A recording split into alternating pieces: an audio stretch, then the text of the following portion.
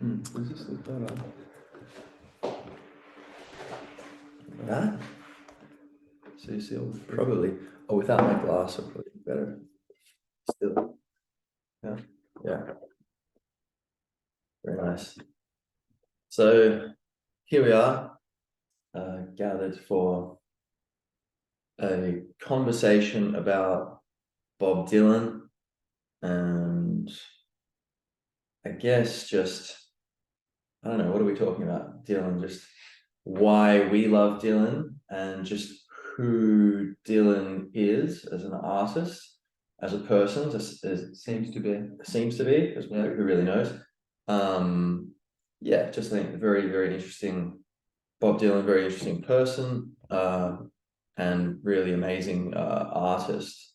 And yeah, and so I think good talk for hours about it, and so Yes. maybe we should. So from my perspective, you mentioned you were going to do a podcast on Dylan, and then I feel like the opportunity to just like really talk about enthusiastically about like Which we do the nuances of Bob Dylan and his art and all this stuff is sort of like seize upon those moments, and sometimes it's kind of like I'm so enthusiastic because I just like have all these thoughts and feelings about it, but like a lot of the time it's not really something necessarily that other people are going to have that same extreme enthusiasm for. Yeah, except potentially whoever's going to watch this. Think like it seems like from YouTube you see comments, people, like you're saying before, people being like, people just don't understand how unique Dylan is. Like you're like, oh yeah, everyone loves their own, and that's true. Like everyone, like, well, you know, most people who are into music, they'll have someone who really resonates with them. Yeah, and they'll be top of their heap. You know, that, oh yeah, but like there's a certain thing where it's like kind of like, no, it's not like relativism. Like everyone's like, no, there's some objective things going on. There's certain like, you know, whales are bigger than fish. You know, yeah, Dylan is not a fish. exactly. Bob Dylan's state of consciousness resonates with certain people who are like, wow, this guy is, what's he really saying? Or like, what am I feeling? What's going on here? Or something that kind of can trigger, I'd say, something spiritual, actually. I mean, you could take it just for that subjective experience where someone's like, oh, this song, it's like it's talking to me. And, you know, if there are lyrics which are sufficiently visual, like Bob Dylan's art, and kind of have that universality, then someone can have that mind-blowing experience of like, oh, the song's like talking to me. But yes, I would say in general, like first time I listened to Dylan, I guess, or the first time I actively did it myself, like on a CD player, the greatest hits back in Padbury, Western Australia. And I think I heard like a Rolling Stone on the radio, maybe, and then Mum was like, "Oh, that's Bob Dylan," and then I had a CD at home. Went home, like looked at it, saw "It's All Over Now, Baby Blue," and was like, "Oh, that sounds cool. I like blue." And listened to that, and it just blew my mind. I was like, blew your mind, huh? Yeah, became aware of this like deep panoramic feeling, this emotional, like, it's all over now, baby blue. You know, leave your stepping stones behind. There's something calls for you. Forget the dead you've left. They will not bother you. Or they will not follow you. You know. Yeah. So, and I was like, whoa, like this almost awakening kind of thing. Yeah, definitely. And it's like there's levels to it, and it seems like the levels of my appreciation of Dylan's music is just like evolved through time. Like started like you were listening to him, and then I was like, oh, why are you and Curtis just like huddled, like as if you're, you know, dealing drugs or something? Like, what's going on? You know, I'm talking about Bob Dylan. Like, who's that? You know, and then but I think I heard Quinn the Eskimo on the radio, like at some point, and like, you know, just seemed like so ethereal, like from some other planet. It's got that weird kind of like radio interference kind of sound background. Everybody's building the big ships and boats. I think it would have been recorded in the basement tapes when after in 1967 or late 66, after he was world famous and, you know, probably addicted to drugs and going crazy off the deep end in the existential poetry kind of thing. Then like just kind of stopping or having a motorcycle accident and being like, all right, and having a lot of pressure put on him by the public and potentially his mafia connected manager. Yeah, at the least. Who knows what he was connected to. Yeah, so then he sort of used the opportunity to like just record, what people do now in bedroom pop. They were doing that in a basement in like New York in 1967 or whatever. Yeah. Him and members of the band. But I think Quinn Estimate came from that. It's got that lo-fi sound from that, the kind of reel to reel. So let's see, like my friend or my student, my acquaintance, Jose from Bolivia. Don't know if he's gonna listen or watch this, but he was like saying like, yeah, in your thing where you're recommending 12 people, that was my previous episode, I think. Like what you didn't say why, Dylan, like I was listening, like why are you so enthusiastic? So maybe we could just try to cut to the chase before we expand deeper and go like, what is it about this character which we appreciate so much? So I'd say there's a few things, we mentioned, you mentioned a few things before, but maybe we could start with like the state of consciousness. Seems like at the end of the day, it's all about life is more about how you do things than what you do, right? And state of consciousness, that's like the secret, the holy grail, the secret of the universe is like consciousness, and awareness or whatever, Yeah. So could you speak to that, Mr. Blue? Yeah, absolutely. I mean, I would say Bob Dylan is a poet, so he happens to be like a popular, musical artist, like very successful or what have you, but he's kind of continuing this tradition of just being a poet, which is, life, I think whether people realize it's mysterious or not, it kind of is, and a poet taps into that, and it's like directing whoever's reading it or whoever's listening, directing their attention to an idea or something that's kind of transcendental often, or the truth about life. So poetry is talking about truth, the mirror, holding up the mirror to this is who you are, this is who we are, this is what we do. And so I think Bob Dylan doing that, he's probably just someone who has a high IQ and EQ, like intellectual quotient and emotional quotient. He's just a highly functioning individual, like as an artist. I mean, separating the personality from the art from the artist. Who knows what skeletons he's got in his closets or what have you, but when he makes music, or not just the words, the poetry, but also the melodies, in the way he sings, everything. I think his priority is something that's a little more highbrow, or at least it's deeper. He's not interested in something mundane. He has no time for it really. He's talking about something very deep. And so certain people hear that, it's like an energy field you can participate in when you listen to the music. Yeah. And it's like a very deep thing. So the reason why I might love listening to Bob Dylan, as far as like getting the gist of why this is so significant, is because it feels uplifting to my state of consciousness. If I listen to the lyrics, it's poetic. I like the music too, the groove and the overall energy. But often what the song's about is the very authentic expression. And so to listen to it, it's almost harmonizing my own state of consciousness. Yeah. And it's like something I love, a world I can go into, and almost like tuning into that frequency, that kind of feeling.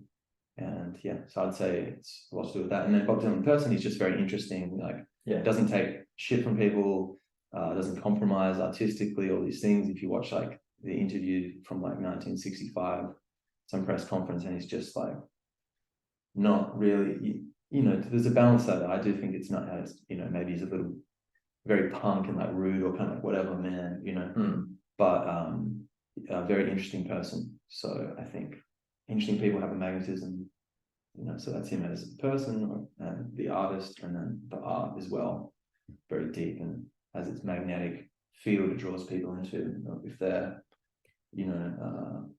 if they have similar thoughts and feelings. I think it's that's effectively it from my perspective. Yeah, well said. I think like he has, through like the early kind of protest music or whatever, protest songs or whatever, like Times Are Changing, or Blowing in the Wind and all that kind of stuff. There's some incredible music there. but he's kind of channeling this, you know, messianic kind of like coming of age, like Conscience, conscience music, yeah, right, trying to come, you know, like what's coming from the heart and trying to, you know, redeem the world kind of thing.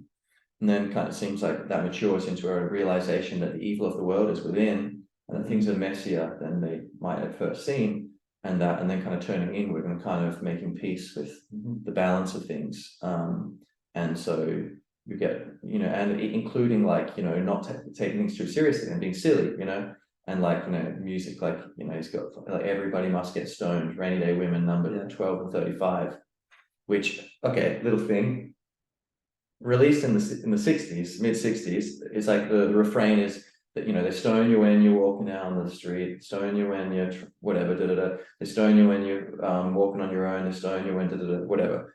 But I would not be so all alone. Everybody must get stoned.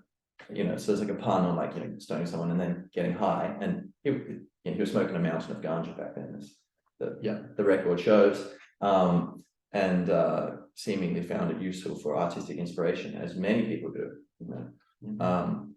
But that 12 times 35, and I think if you multiply them, that's 420, which is the number, the symbol for weed. Yeah. But that was only conceived apparently in like what the late 90s or something by like some high school students. Supposedly, yeah. Supposedly. So like the tradition of 420. So the tradition of 420 being, like a 4:20 p.m. smoking weed, or 420 being this kind of number which is synonymous with weed and that culture. The song Everybody Must Get Stoned, Bob Dylan, is called Rainy Day Women, numbers 12 and 35, which is random. Random, you're like whatever. And then Jamie, I mean maybe 5 years ago or something, was like, hey, did you ever notice that 12 and 35, you multiply them, you get 420? And so cosmic giggle, you know, like maybe the universe just, or maybe he was just that hip and aware to it back then. I mean, he was a time traveler, maybe. But yeah, so you have silly things there, and then, you know, like, you know, later on in life he's going through troubles and going ups and down, and, you know, there's like, you know, going through many different experiences, you know, he's, you know, gone through different religions and tried out all these different religions and kind of experience. Seems like he's someone who kind of like tries to push the envelope of life and possibilities and kind of experience different sides of himself and try to, like, you know, understand life and feel life in its full richness and diversity.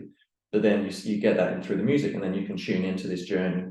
And then at different stages of your life, or at different stages of a day, or whatever you're going through, there's always some music. He's got such variation there of like these feelings that he's exploring. And like you say, it's all authentic. It might be a happy song. A lot of it's sad songs, quote unquote, but I always feel like happy playing it, because it's like you're happy and you're appreciating the beauty, and who cares if it's sad? You can hold that. Or you're sad and you use it to transmute that pain into a beauty. So even if it's sad, if you can make it beautiful somehow, now, you know, there's a redemptiveness to it. But yeah, nonetheless. And just that if anybody, someone at a bus stop, let alone, you know, like through a song, Bob Dylan saying it, if someone can put to words exactly how you feel, and with words that spell it out and touch something you wouldn't be able to find words for, that nuanced, and someone says it so perfectly, and you're like, oh my God, I can't. It's almost like a divine reassurance, or like a what are the odds of somebody understanding perfectly? That's so deep. And then, you know, so he's like you're saying about his life, you know, maybe when he was in his 30s and then going through divorce and stuff. It's then going through divorce, it's the music represents that, becomes more vulnerable and kind of like emotional, and less like visionary, young, you know, the 60s. There's kind of the more homecoming movement. Rather the outgoing movement of creation, and the homecoming movement, you know, kind of making peace with dissolution of form and all this. Getting old. Sure. But then, so you get these coordinates of these different like archetypal experiences he's gone through. Different songs. And you can touch back on them anytime you want to, like, you know, like you're like, oh, I need a cup of coffee right now, or I need a bit of some fruit. I need, you know, like I need to chop up some raw garlic and eat it because I think I'm getting a cold or whatever. Different things you can do with your body. You can kind of press certain buttons with music and go, I want to feel this thing. And it's going to help me balance and tune myself into my environment and what I need. but yeah, also like you're saying, yeah, it's like you can put things into words like archetypally or whatever, and wow, amazing. But then what's also crazy is it's like, say, imitation leading to creativity, like, you know, apparently that's called imitatio originally. Apparently Dylan is a master of this, like the old kind of fashioned way of like, you would, I'm not plagiarizing, I'm just taking elements from past stuff, like the bee samples all the pollen and then creates honey or whatever. And so, and then everyone, if 100 people do that, then the next generation can do the same thing to them, and it keeps evolving through time. It's connected, it's grounded. Yeah. But so he'd have pure original stuff, but also a lot of stuff which was inspired by previous stuff. But like the imitation thing, like say, to be able to do something, at first you copy someone. So you see someone cool, like, oh, that's so punk, I'm gonna start copying the way they dress. And that allowed, maybe you might be like, oh, that's kind of fake and inauthentic, what are you doing? You know, you're wearing like this studded belt and denim cargo shorts, oh, you're so original, or whatever. But maybe it's a stage you need to go through. It's a chrysalis or the butterfly in its cocoon, you know, and you go through that, you feel that, and then eventually you outgrow it. But you need to go through it, and then you can kind of change your fashion and edit. Maybe you take away a few elements, add a different element. But like, also I think that goes with, like, say, music, and especially Dylan's music is great for this, where it can kind of educate you. At first, he's putting things into words, but then you kind of explore that consciousness through listening to the music enough, where you can make your own songs in that style, or you can just start to think in that style and see in that style, and you can put on those sunglasses and kind of see the world through Dylan-esque eyes, you know, or whatever. Well, yeah, it's going to influence your own your eyes. thoughts, you know, your concept. I mean, the language, every new word that even you get, you know, or a phrase, a way of saying something, once that's sown, like that's the seeds in the soil of your mind at that point, you know. And things are going to, even in at least subtle ways, be influenced. Should we play a little bit of, before we continue this conversation, a bit of music? Yeah, that sounds reasonable. What do you reckon? So thought we might go through like a little bit of different eras, but just kind of like a chunk from the songs, just for the sake of brevity or whatever. So maybe we'll start earlier, something delicious from earlier, Dylan, do you think? Or do you just want to jump around, like whatever? I guess we can just jump around, doesn't really matter. We can try to. Listen, we can start with like whatever, really. But what would what's a song? Well, I mean, I don't know if you want to play it or.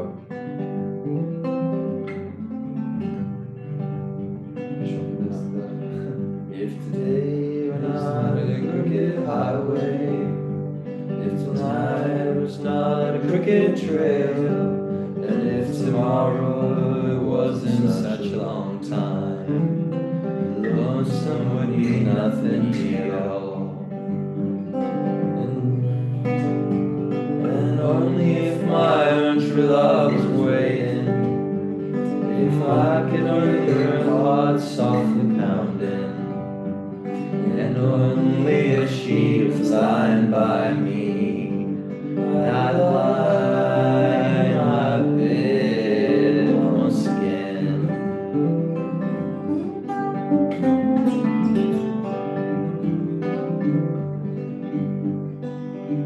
Very nice. Beautiful. Well, we can give us another. Yeah, it's another early one.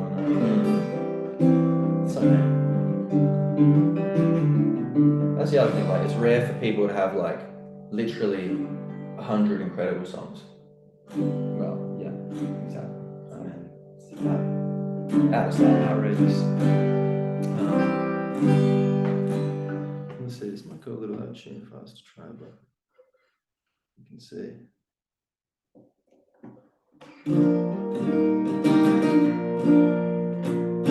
Could even give us a little bit of harmonic. Oh yeah, delicious. Where to be? You might. I mean, hopefully they're all working. Oh, working well enough. Bleed. Just what I think.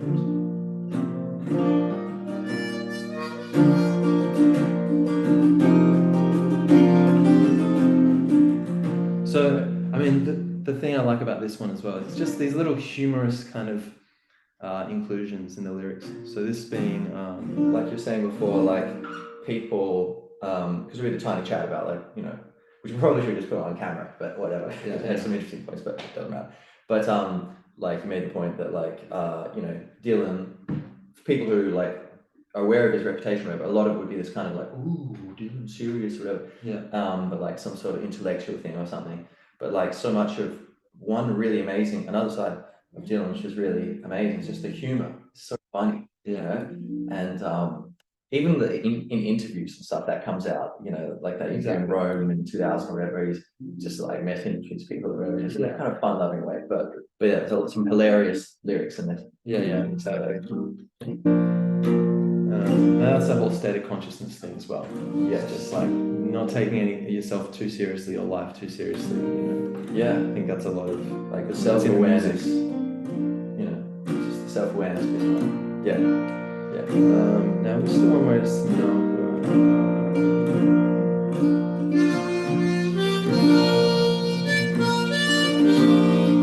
we'll go for this first. So it's like, and I ain't looking to block you up, knock or shock or lock you up, analyze you, advertise you, finalize you, or categorize you. All I really want to do is, baby, be friends with you.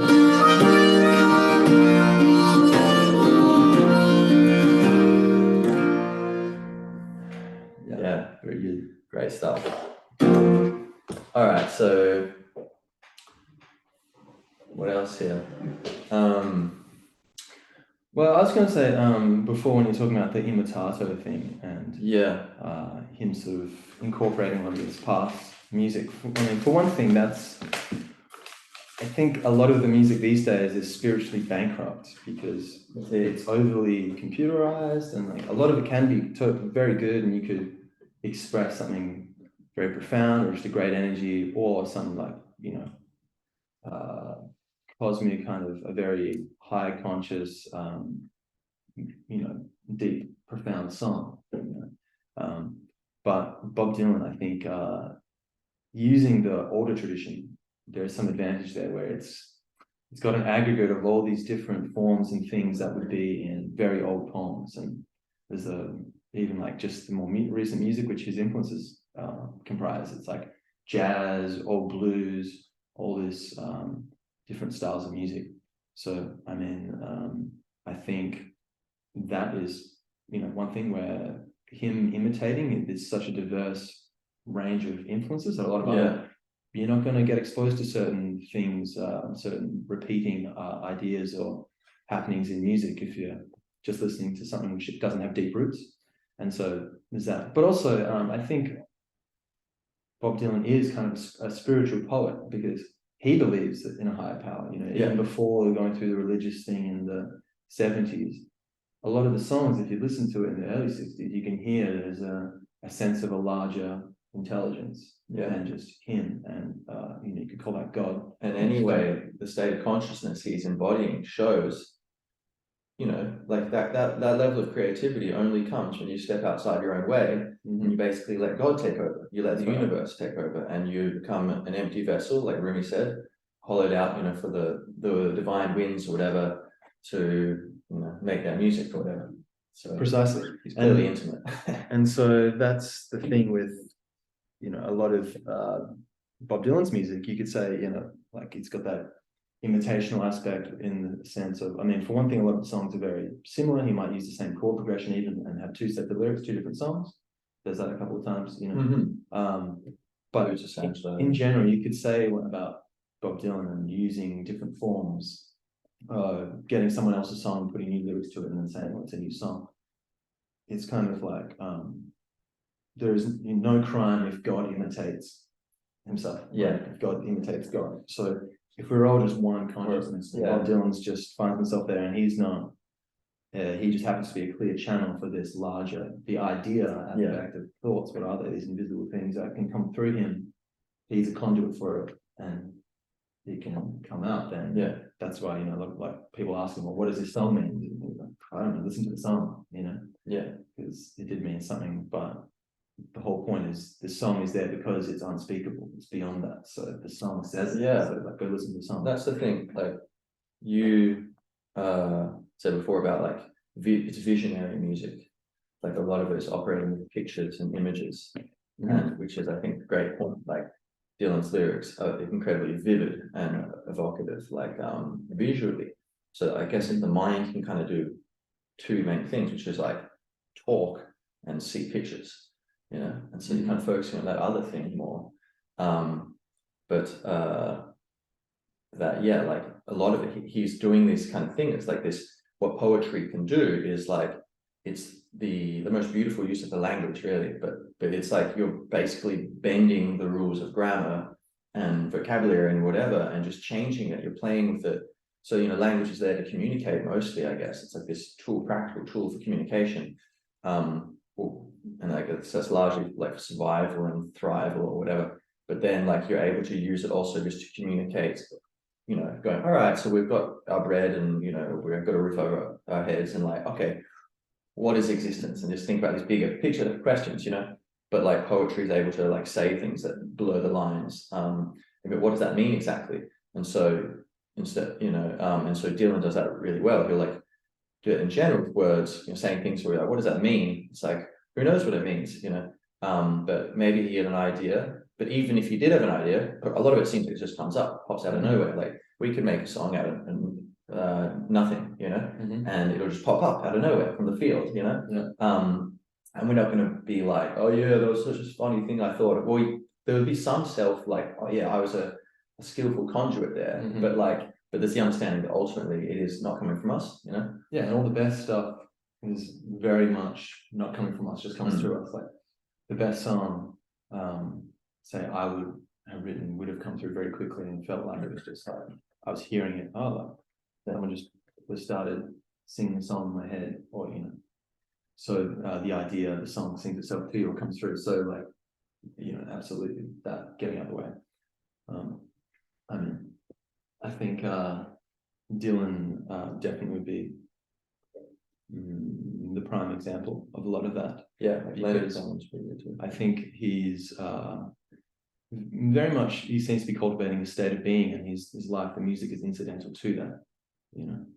So yeah, you can listen to Bob and tune in or what have you. Yeah. Yeah. So yeah, what else we mentioned before? What's worth mentioning to the good people? Well, I think I mean, as far as when someone's like, oh, I don't really like Bob Dylan, what I would say, I would be like, oh yeah, I don't know, like as far as, because something to gain from this would just be like, oh, curious about, you know, Bob Dylan, or oh, I've heard some stuff, but I don't know a lot of it, so maybe some of it's vastly different, you know. So you go and look and find a different song, you might find one you love, and then you gradually, that's your like gateway drug song into Dylan. Dylan's got so many songs. There's a bunch that I don't like either. Yeah, precisely. And he probably doesn't like. Oh yeah, sure, exactly. But I think a lot of the thing is you're just that it is this explorative journey of your own mind and psyche and your emotions when you're listening to Bob Dylan and getting into it. Even me now, I've been listening to, you know, Bob Dylan for like, I don't know, like what, 16 or 17 years or something. But I still, you know, recently I've found an album from the 80s that I'm into and like, oh, this is great. But I thought it was like, oh, I didn't really like that era for ages. And then it's like a revelation when you hear it, and you hear songs that seem to match up with how you're feeling. But yeah, so that, and just Bob Dylan, very much, a lot of these songs have the embodying a certain energy. I think when he's recording, I mean, there's some line, to paraphrase, you know, one of his songs, I can't sing a song I don't understand. Meaning, like, why is he doing this in the first place? He's not singing a song that he just doesn't feel like. He was notorious, he would only do one take in the studio originally. And then he'd be like, oh, no, I can't do this, play the same song twice. That'd be terrible. Just keep on doing another song if it didn't come out right. Yeah, you know, we're not wanting to do it over and over, because it's about like this authenticity. Once you wouldn't say something in a conversation, make a good point, and then someone says, that's a great point, say it again. That was so good, do it again. Yeah. And you'd be like, well, it would feel kind of insincere and a bit cheap. It's great. If I want to do that. So, you know, a lot of his songs, him sort of doing this, and it's pretty deep. So I'd say, like, why is he doing it? Yeah, he's sort of expressing this state of being, a kind of philosophy in a broad way. And so listening to that, you end up going on this kind of evolutionary journey in yourself. Or I think music can have these synchronicities where you listen to the right song at the right moment and just think, oh, this is perfect. Yeah. Because Dylan's music is so deeply like rich in poetry and lyrics and all this imagery, I think it's pretty, if you get the right song, it can be actually quite powerful, and sort of like you can actually learn and even heal a lot through this music. Definitely. I think it's great if someone's like, oh, what the music they listen to, and they say Bob Dylan, I'm immediately not just like, yeah, we're on the same team, it's like a sport game, Bob Dylan. Not like that. It's like, oh, you're an exploratory. You're having certain probably experiences in your awareness of emotional experiences as well, like truths that something that he has felt in a song, put to words and put to music in a song that's touched you and has resonated. And, you know, someone says, I love that song. I kind of know why they love that song, because if I also love that song, you know, often. Yeah. And so I think it's, as far as like personal development, even if someone's listening to Bob Dylan and it happens to blow their hair back and they like it, I think it can be very nourishing and evolutionary in your consciousness. Yeah. And I think in general with music, there's stuff like when people listen to the same music, you're like, oh, you're in a similar wavelength to me. It's not just like, oh, cool, you like that. I like that, you like it. Okay, you're confirming my idea that it's good music. Okay, oh, thank God, I'm cool. It's not, that's a very superficial, you know, way of looking at things in general. But, you know, some people do it, you know, try and fit in. But then, I'd say more deeper than that, like, it's very common, like someone who likes the same music as you go, oh, right, you're coming from a similar place as me, we can connect. And I think because Dylan's music is so existential, Dylan fans, like there's a certain kind of awareness among, you know, the people who go a bit, you know, at least a little bit deep into it, who go, when other people who really appreciate it, it's kind of like comforting or something to know that, like, oh, there's all these other people out there in the world who are also on this existential journey, or who, I don't know, it's not just comforting, but like it's just like a kind of a recognition thing. Like, you know, it's a beautiful thing to see so many other human beings who are touched by that kind of tenderness, or that deeper, just plumbing the profundities of life through music, and all kinds of different, you know, different emotions, different levels, superficial, deeper, different emotions. You know, Idiot Wind is more angry, you know, or like the beautiful, if you haven't, the alternate version, the acoustic one, my favorite, you know, like it's more like sad than angry, you know, but like, or like happy emotions, like clouds so swift for rain. I can't remember the lyrics. Come see a movie called Young Again. But you ain't going nowhere. Like, but just absolutely. Maybe we should play a song. One more. Two. Oh, many more. So, you want to play? Choose one. Sure. Just for the novelty of this, let's go. All right. So while you think of a song, maybe I'll just quickly clear the air. Or like, I know you feel the same about the Bob Dylan being a bad singer thing. Yeah. Because what is a bad singer? You know, there'd be two things. In general, it'd be someone who can't hit the pitch and hold, you know, it's like someone who's playing on an average tuned guitar. If all the notes you're hitting are slightly too high or low, it doesn't sound harmonious and nice. Bob Dylan hits all the notes perfectly most of the time. Maybe sometimes he's like poked out at some like 1970s thing or something, and he's a bit off, and his voice sounds really like shot because he's been partying or something. Or if it's like he's really, you know, it's like he's 60 years old, he's been singing for 60 or for like 40 years, and you know, he's been smoking too many ciggies or something. So but even that goes in waves. yeah, the voice because his album from, you know, he was 80 years old when he recorded it, the one from 2020, Rough and Rowdy Ways. Rough and Rowdy Ways. That's the singing on that. Most of it is great. It sounds like an old blues singer, but it's on key, on pitch. Shadow Kingdom, also really good vocals. Right. Yeah, the live thing. Yeah. So in general, I'd say actually he's hitting the notes really well, and it's just that the tone of his voice is a little more nasal than a lot of people are used to. But that's the same. The same is true for Robert Johnson or these blues singers and what have you. So I think it's one of those things where music going into the deeper levels, the superficial interpretation would be, oh, his voice doesn't sound like Dean Martin, so it's bad. But you know, you listen a little deeper, you get that. So yeah, what are we playing? Definitely. I was thinking visions of Joanna / Johanna. So yeah, I think you usually play that. Okay, you play that. This is an E harmonica. It's usually in A. You're gonna play it. So this would be in B, but like I think I could do blues on this, right? Am I misunderstanding? Wait, because no, yes, that's true. Yeah.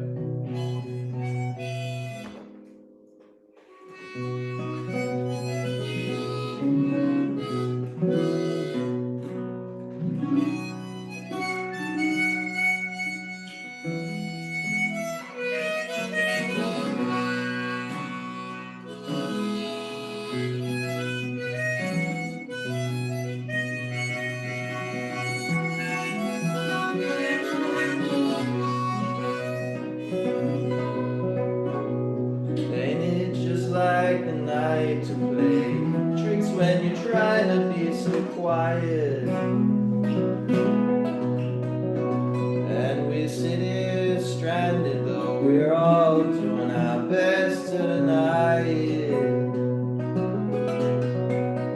And Louise holds a handful of rain, tempting you to defy it.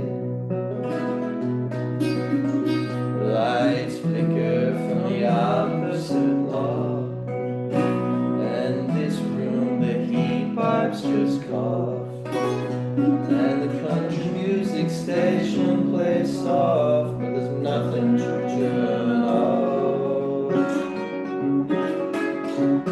Just Louise and her lover so entwined,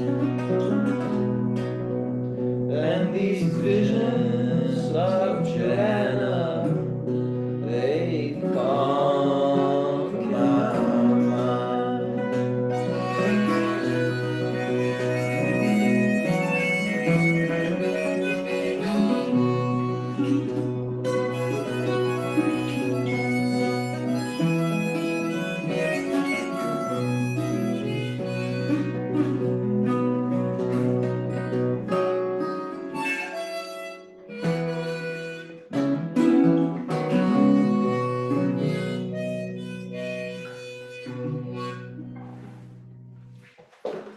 Oh yeah, those kinds of vibes. So yeah, And then maybe I'll play this because I often thought maybe this would be a song I'd you know, maybe it's a little morbid, but life and death, they go hand in hand. yeah, Funeral song, Yeah. I Shall Be Released, yeah. which is actually, you know, about a prisoner or what have you, you know, the ballad thing. Right. Sort of, but I guess it's got that other level to it of I shall be released. Like, even in life, the idea of freedom or the idea of happiness can free us in a moment, you know. Mhm. I shall be released, that kind of, about the spirit, the sort of Yeah. The desire for freedom is freedom on its own.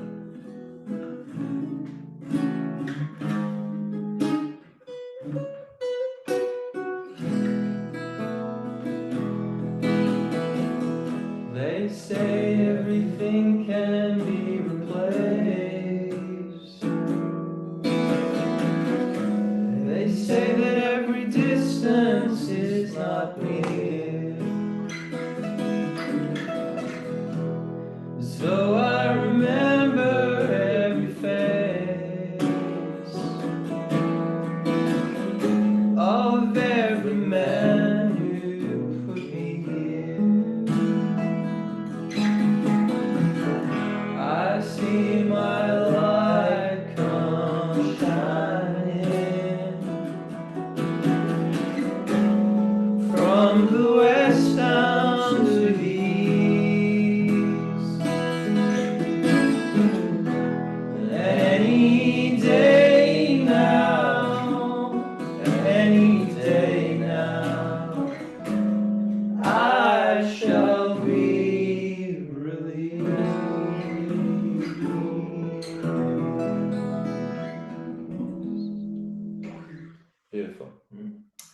So another amazing thing with Dylan is like just the like ability to like not just like how incredible the lyrics are, but how his ability to retain them and just sing them off the bat.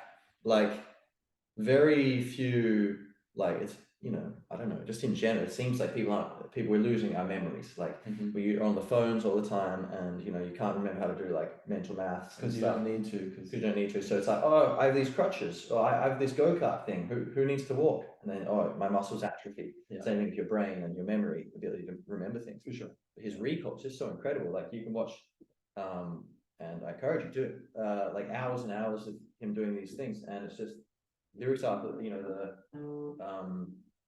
just incredible, and so entertaining, just and powerful, just to see what a human being can do on the push the limit of they're so in the zone and just remembering everything, you know. But maybe this one.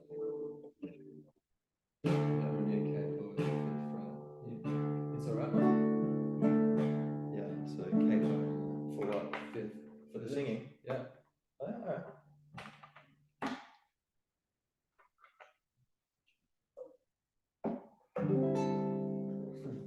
Do you have this one?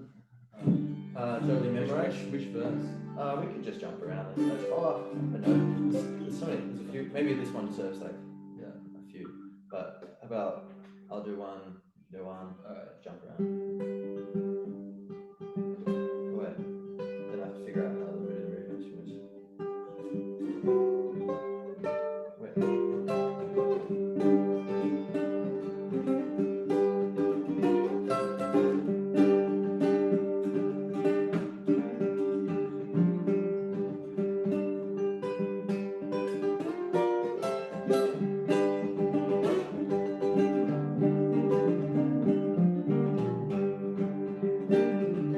Darkness at the breaking noon, shadows even the silver spoon, the handmaid blade, the child's balloon, glimpses both the sun and moon. To understand you too soon, there is no sense in trying.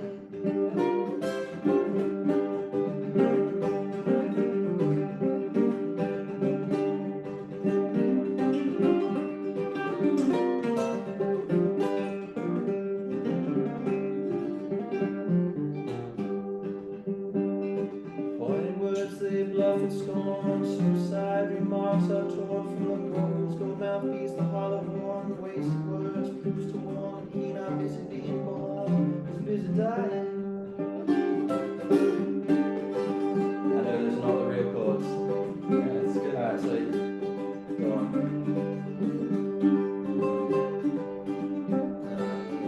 The same one.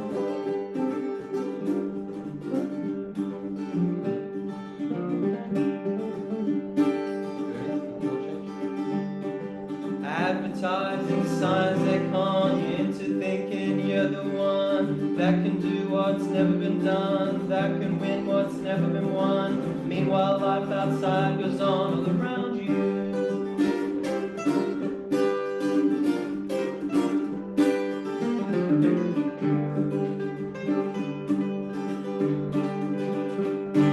You lose yourself, you reappear, suddenly find you got nothing to fear, when a very distant voice unclear startles your sleeping ears to hear somebody thinks they really found you.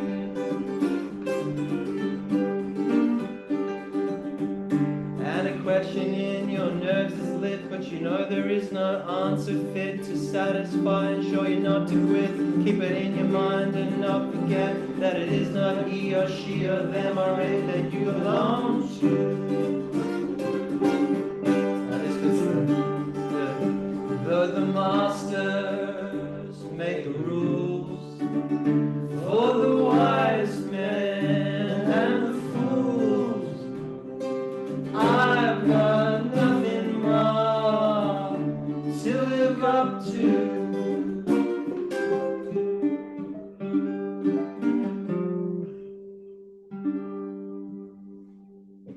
Yeah, very deep. Oh yes. So, is there anything else on that list? I wonder. Get some tasty points. Well, explain to me. I got this Bob Dylan harmonica case right here. Haha. and it was a gift from somebody, I can't remember, but it was a great gift. Maybe Dad, not sure. Anyway, it's got the little logo on here. It's like an eye of Horus, kind of like Egyptian psychedelic looking eye with a crown. I don't know if you can see it. Let me just get this nice and close. Is that focused? I don't know. Let's see. That's looking pretty good. Yeah. You get that, Steve? Now the question Man, is, Steve. There's no camera. Yeah. what does Bob Dylan know about esoteric mystery school traditions? It's an excellent question. And is he initiated into, I don't know, maybe secrets about the universe and how it works, or certainly in that song, even just there, he's talking a lot, it's all right, Ma, I'm only bleeding. Talking a lot about all these different, very sophisticated ideas, similar to Shakespeare in that sense of even the social political commentary on the powers of the elites of the time. Definitely. And Shakespeare, something we didn't mention before, but like Dylan, I think, is rightly compared to like the modern Shakespeare because of like just like the depth of like how deeply he does explore the human condition, and like but and people often make that comparison, but it's a great point. I think it's an important point. I think it'll keep the reader slash the viewers watching circle back to that. Yeah. Something more important is like that's a great point.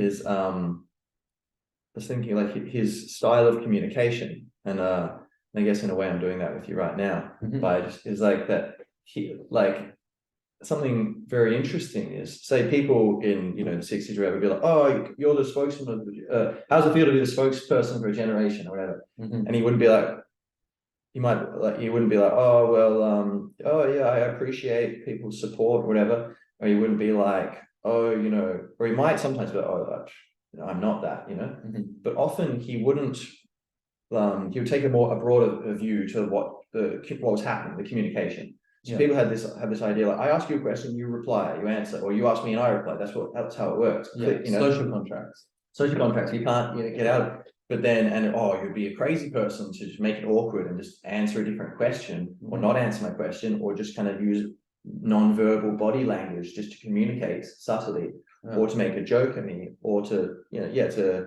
take half of what I was saying and focus on that and make a comment about something that you're interested in and think's useful, and so actually offer that as your communication and kind of ignore the gist of my question, but take them 40% that's useful. But all those things Dylan would do, and people didn't seem to know what to do with it. Like they'd be so confused about they'd be like, well, like about the conversation, they didn't know what was happening, and it's interesting that he was doing that and like where he got that, because it seems like, I don't know, maybe there was other people, a bunch of other people doing that in that time. I don't know. It's part of a group or a subculture.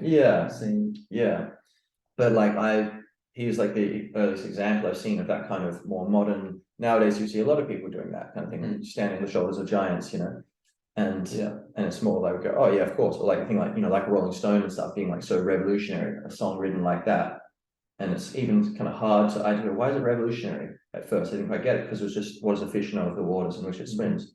And I was just like so much has been built upon that groundbreaking Dylan's music, and tangent on tangent, like if you're wondering like, why should I care about Dylan, it's like whatever artist you love, like almost all of them have been like an enormous number will say like Bob Dylan's one of my biggest influences, and so I think that's just a kind of no smoke without fire kind of thing, but yeah, that view of communication, I just love that, like very liberating, the idea that he's communicating on his own terms, and that he doesn't feel like any social obligation to like answer the direct question or whatever, that he's just able to kind of embody his own authenticity, and sometimes you could be out of line or whatever, and he seems like he's a human being, so sometimes he'll be like, seems like being like a jerk to someone, or whatever,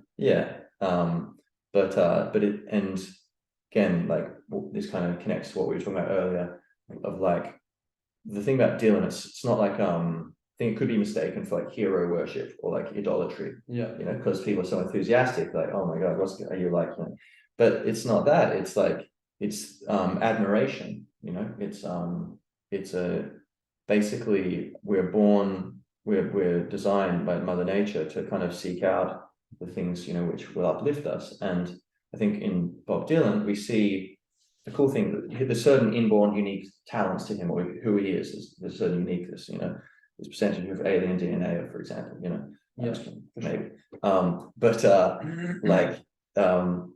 But mostly it's like what he's doing is he's modeling a human behavior pattern that we can also follow. And so he's leading the way, and we can go and we can write music that's similar to him. We can act in a similar way. And he's done that to other people. We're all doing this to each other all the time.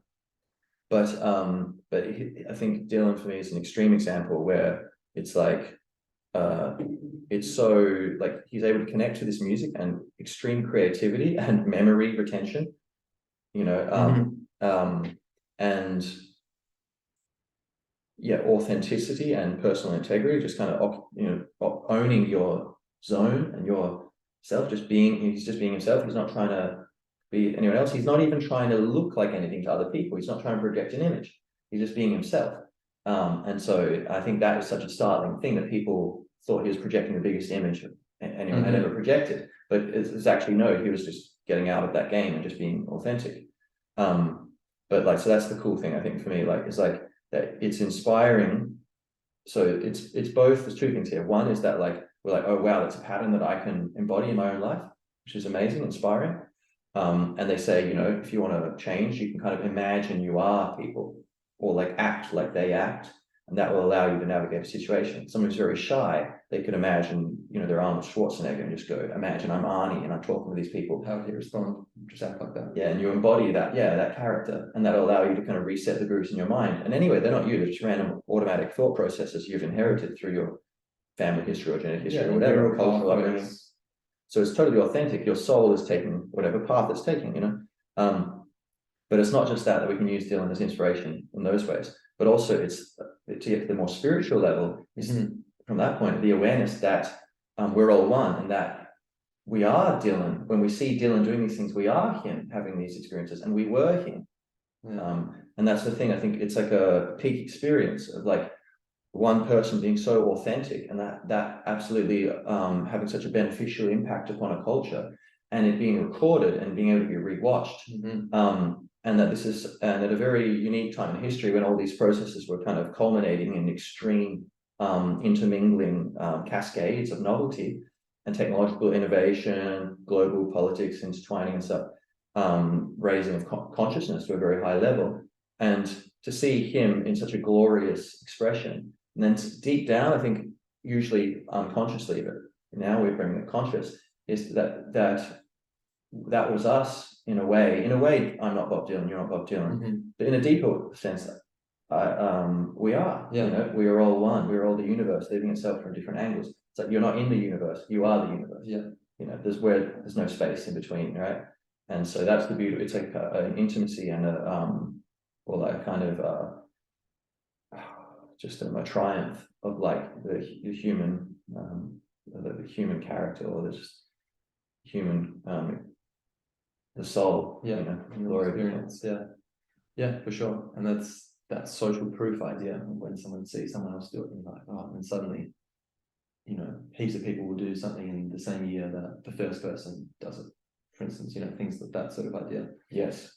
Because someone sees something happening, and then their belief. Someone can run the 4-minute mile. And then exactly. That's the example. Yeah. So same thing with Bob Dylan. You see that, and you're like, oh, well, people can live like that. You can, and not necessarily being the rich, whatever, and famous and like a huge rock star or musical artist or something, or a celebrated poet, but just that you can respond to situations however you want, you know, and theoretically you can do things in all sorts of unconventional ways that might not have occurred to you. When someone's like, well, you've got to work this shift because too bad, and you're like, this is actually a pretty like negative environment, this workplace, I don't really need it, maybe I have savings. You're like, I'm just going to quit right now and just go and buy a plane into Nepal and just do that and go walk barefoot through like the hills. And you can just do anything, these things, but people don't. Oh no, it's not like guitar. Let's see. You can drop your guitar. Are you okay? Almost. Ready? Yeah, close enough. Sorry, Esmeralda. But anyway, so once someone sees it, then it's like, oh, okay, I can do this. Yeah. So I think, for example, overall, no, just kidding, don't do that. His influence, yeah, and I'd say, to be clear, that a lot of his role as an artist when he's bringing songs in or expressing something, a lot of that does connect to his personal side. It's like some of these songs which are emotional, and it's like, oh, I've gone through that. And then other times, you do something where like I wouldn't relate to. I might not want to hang out with someone like that, or definitely. I don't necessarily respect or appreciate that attribute, but everything is of a mixed nature in life. Yeah, and so definitely not hero worship, because he could be a terrible friend for all I know. I don't know, but I know that what has come through. But you never know. Yeah, I think he'd be a pretty cool guy to hang out with. But the point being, it's that he's another human being, another soul, just like we are. Yes. So it's that, okay, dropping the ego thing, you don't need to write the best song. It'd be better to just hear the best song. It doesn't really matter who writes it, but it's a recognition of that beauty and that truth in the music. Yeah. But I think even a lot of the simple songs that aren't spiritual or talking about a high power of God in Dylan's music, a lot of the time it just feels true and right and feels good sort of music, sort of tune in with that and definitely keep me on track. I'm constantly just listening to Dylan music, like, and other songs, other music in between, like percentage of, it's just like that works for me. It's just like so many. It's almost like this Dylan's just got so many, such a vast catalog of music that it's like I basically am listening to a bunch of different artists and listening to like 10 different people that Dylan has been through his life or whatever, different stages, different types of music, But and then all the other music, and then there's so many major music which have been influenced, like from Dylan, like the Beatles was getting influenced, and they were going back and forth a bit. He introduced them to weed, and seemingly, and then having therefore kicking off the whole psychedelic music thing, and but there's so much good music, Yeah, for sure. Yeah, I'd say, and what was the thing? I mean, you were saying that he's the only artist ever who's had like a top 40. I think an album in the top 40 of charts in every decade since the 1960s. So he's had an album in the top 40s chart, I guess, whatever that means, in the 1960s, 1970s, 1980s, 1990s, 2000s, 2010s, and 2020s. Yeah. In 2020, and first year of 2020, he got it in Rough and Rowdy Ways. He's like, boom! Yeah. So he wasn't in waiting. Exactly. Yeah, that's beautiful. That's maybe just quickly chuck this song in. It's from that latest album. Something like this. It's like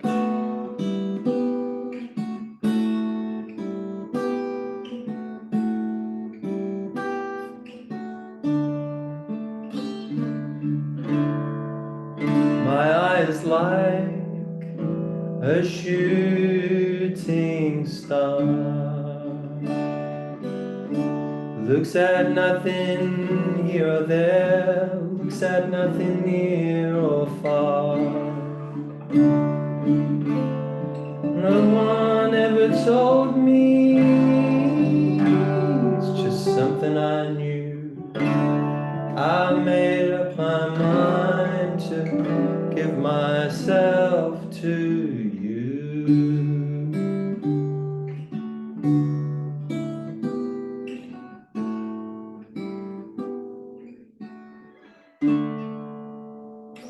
Very beautiful. Thanks, Bob. Yeah. All right. Yeah. So, all right. And then, so esoteric societies and this is something I haven't really read much about online, but like, I think it's very interesting. It's like, there's like, Dylan seems like he's pretty well read and like, he's interested in all kinds of stuff, like, mysticism and like, I Ching, whatever, the thing like what's that line, like, through the I Ching today, like, say there'll be some thunder by the barn. By the well, yeah. Thunder by the well, yeah. But and so that's all cool, you know, and feeds into the work. But there is the sense that like also perhaps an awareness of like, you know, I don't know how the world is structured, but it sure, it wouldn't shock me if this planet was secretly run by a centralized network of criminals. Yeah. And that it seems like there's a bunch of things which could be explained by other things. Hence, I'm not saying I know it's run by a criminal cartel, but there's a lot of things which point to like, it looks like it actually is run by a bunch of fascists hiding in the shadows. And basically they were like, we can run the world, we can, you know, take over the world. Of course people want to take over the world, right? Like that's the thing, like everybody wants to rule the world. Yeah. And you know, people are obviously trying, Hitler and Stalin. Throughout history, most governments have been kind of corrupt and domineering. And so the prize of running the whole planet is clearly something that many, many people want and have wanted for a long time. Yeah. And I think good evidence that some people figured out it would be easier if they just they didn't tell us about it. You know? Yeah. So yeah, exactly. And Dylan seems to kind of have some awareness of this. Yes. I mean, if someone is a person of insight, it wouldn't be surprising if Dylan had sort of come to some sort of level of understanding about the like power and politics on the planet, you know, particularly being in his position. I mean, there is some political status quo. There always is. You know, in the same reason thing that, you know, a tyrant might start, they're a tyrant of a village, and then it's a tyrant of you know, the tyrant a bigger city, yeah, whatever. But like the difference between someone being a tyrant who runs a city and then taking over that whole country, I mean, that's happened in history. So what's the difference between them having a whole country and I'll take over the whole planet?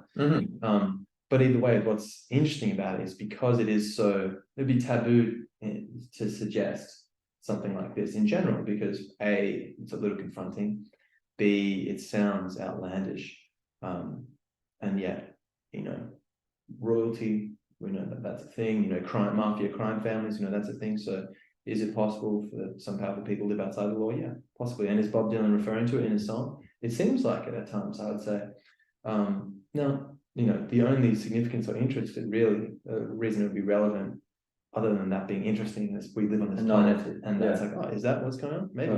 But you know, archetypally in the song, it's sort of like, oh, it's the villain, this kind of like talking about good and evil, and that side of the human you call the shadow, you know, those aspects of our own consciousness which we would reject and we should deem, and that we deem too ugly or negative, or I can't believe I had that thought, I won't tell anyone.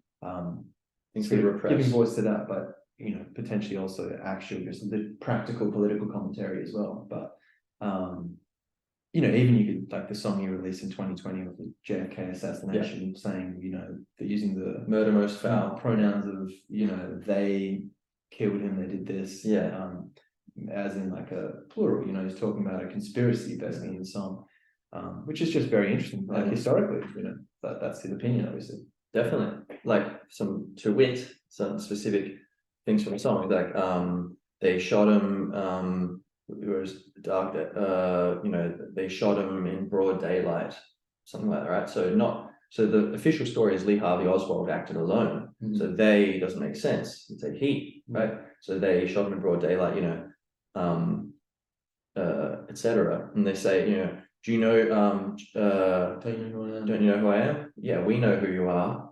We, again, so again, it's plural, you know? And it goes on. And another song, even Things Have Changed, you know. Well, just to finish that, like when that video was released, which was just as the coronavirus hysteria was kicking off and authoritarianism was sweeping through the world, under the model of China, everyone's in a fearful state, and experts on neuroplasticity say that trauma and great anxiety, moments of incredible emotional turmoil, the mind becomes more malleable because it needs to adapt to a new situation. So it seems like there was this, you could make the case, and I think it's the most likely case, given what we know, that there was this huge crisis intentionally created, seems most likely, or at least manipulated. That seems less likely, but perhaps it's possible that, you know, it happened, and it got out of the lab and was manipulated, the crisis.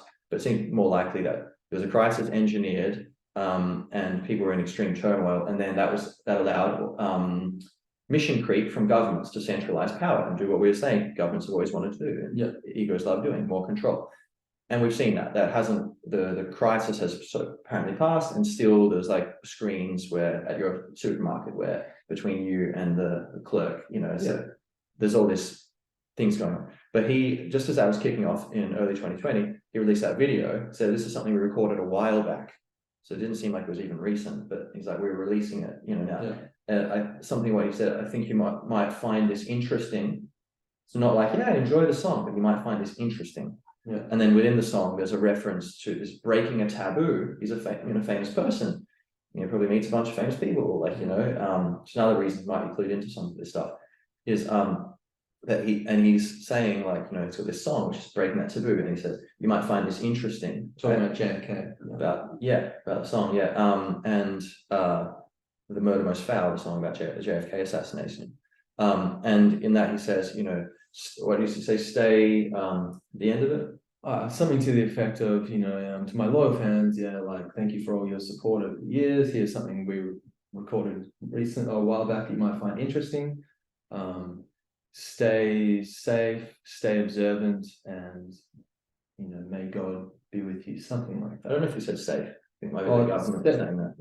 Maybe he said that. The government. They said like, stay well, stay observant, and and may God be with you. May God be with you. Something like that. But stay observant. Yeah, saying stay observant to is like within the release of this JFK kind of song. Just as governments, it was all in the media, all the totalitarian thing was taking over. They're very interesting. And then if you listen to a lot of the lyrics in that whole album, there's some very interesting stuff in there, which seems to be speaking toward that same idea, saying that false prophet. False prophet, and just even like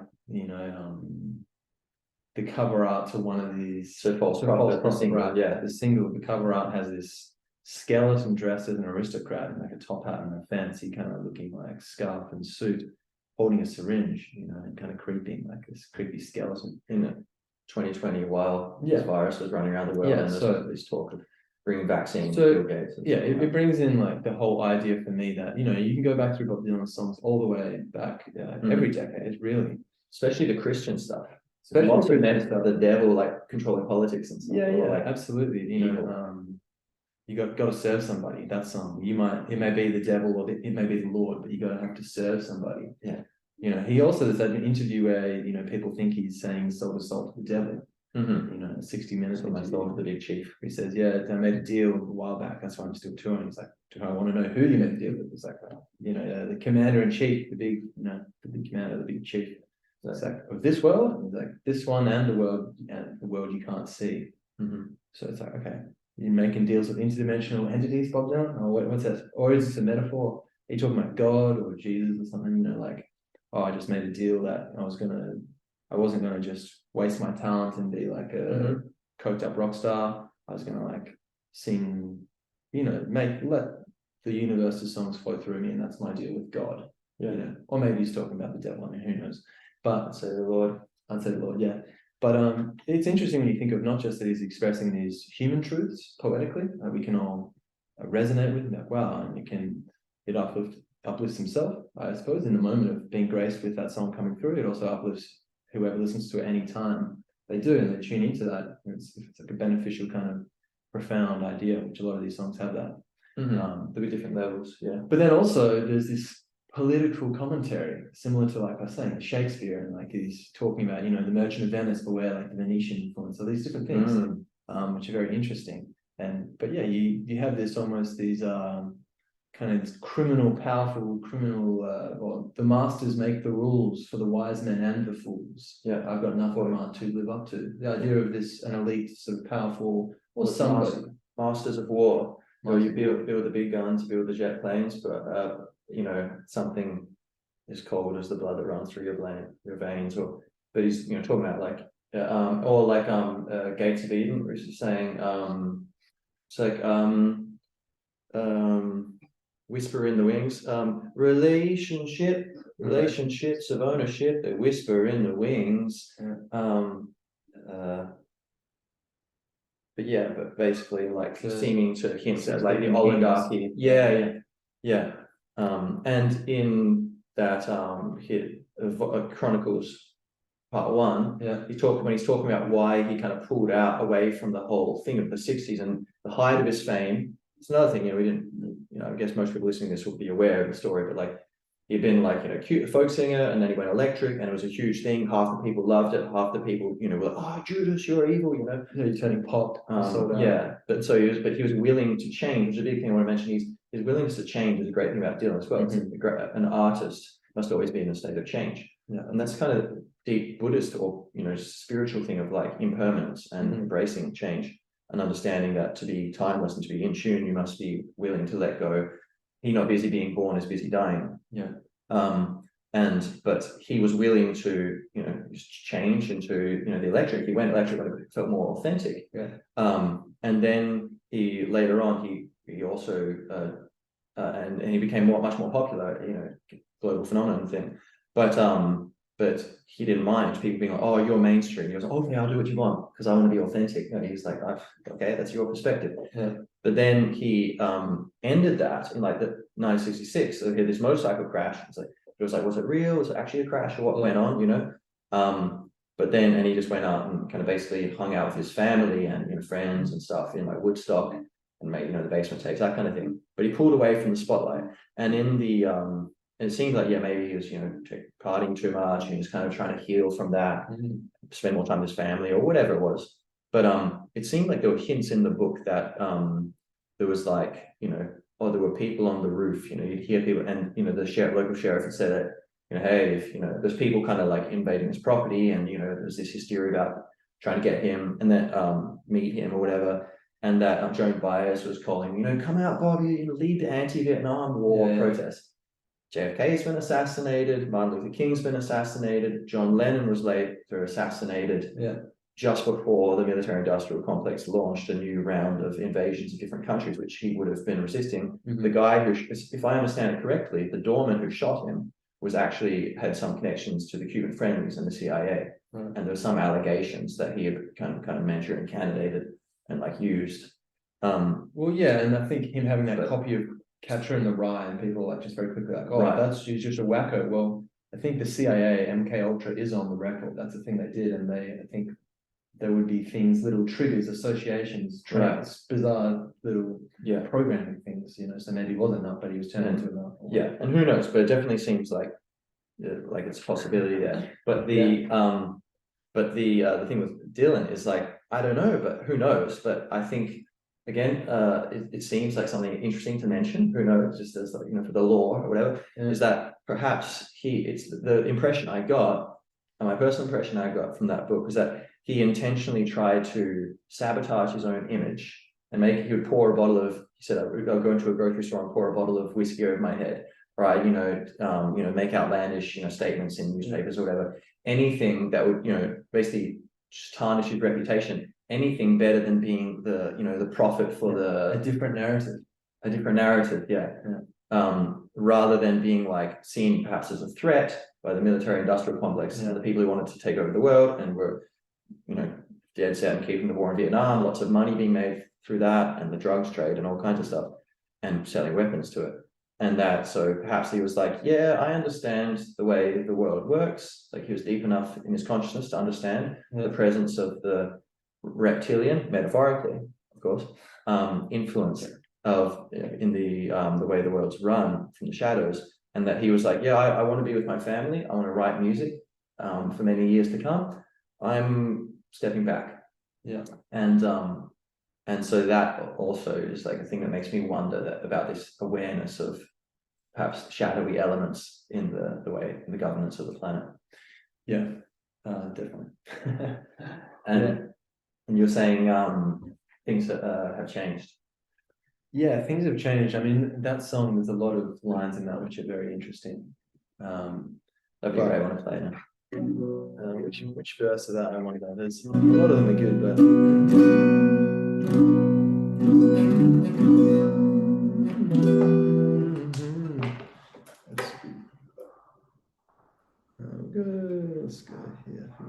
kid. So the verse begins like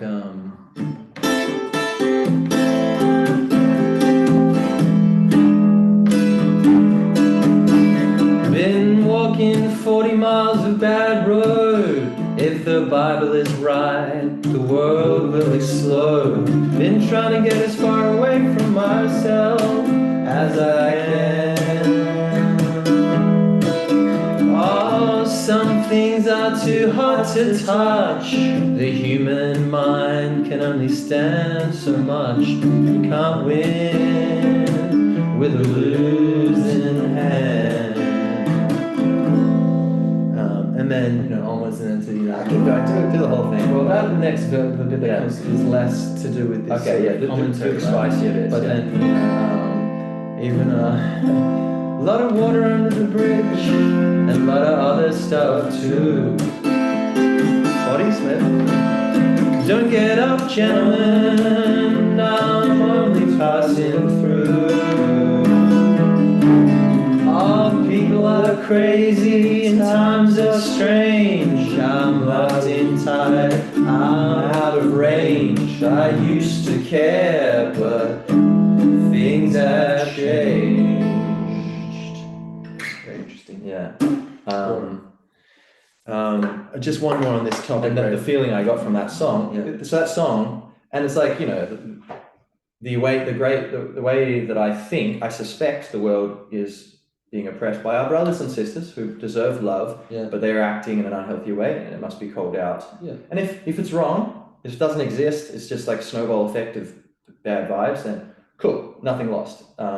But if it is that there's a concerted cabal, which it looks like around the planet, then it needs to be talked about, even though we're all it's all love, you know, ultimately. But I was going to say, and things have changed. Yes, so the feeling, okay, so yeah, good. So the way that I think things seem to be run is that they have plausible deniability. They'll go like, okay, instead of just doing a thing and controlling things, there must be some other story which would explain it. As a defense mechanism, like a perimeter wall around the fort, the tower, you know, you have the curtain wall. And so someone goes, oh, something weird's happening here. Oh no, that's just about, they want money. See, these people are making money. Okay, then. And then some people don't go deeper and look for more. But and so with this song, it's like it was for the soundtrack of a movie, right? And so it's not Dylan talking about elites, whatever. It's just like it's this, you know, this character in the movie. It totally makes sense. It refers to the movie. But and I don't know, maybe it was just that. But I entertain the possibility that perhaps he was like, ooh, I can do this for that movie while doing this. Two birds with one stone, and it'll be kind of covered, and you know, I won't get in trouble.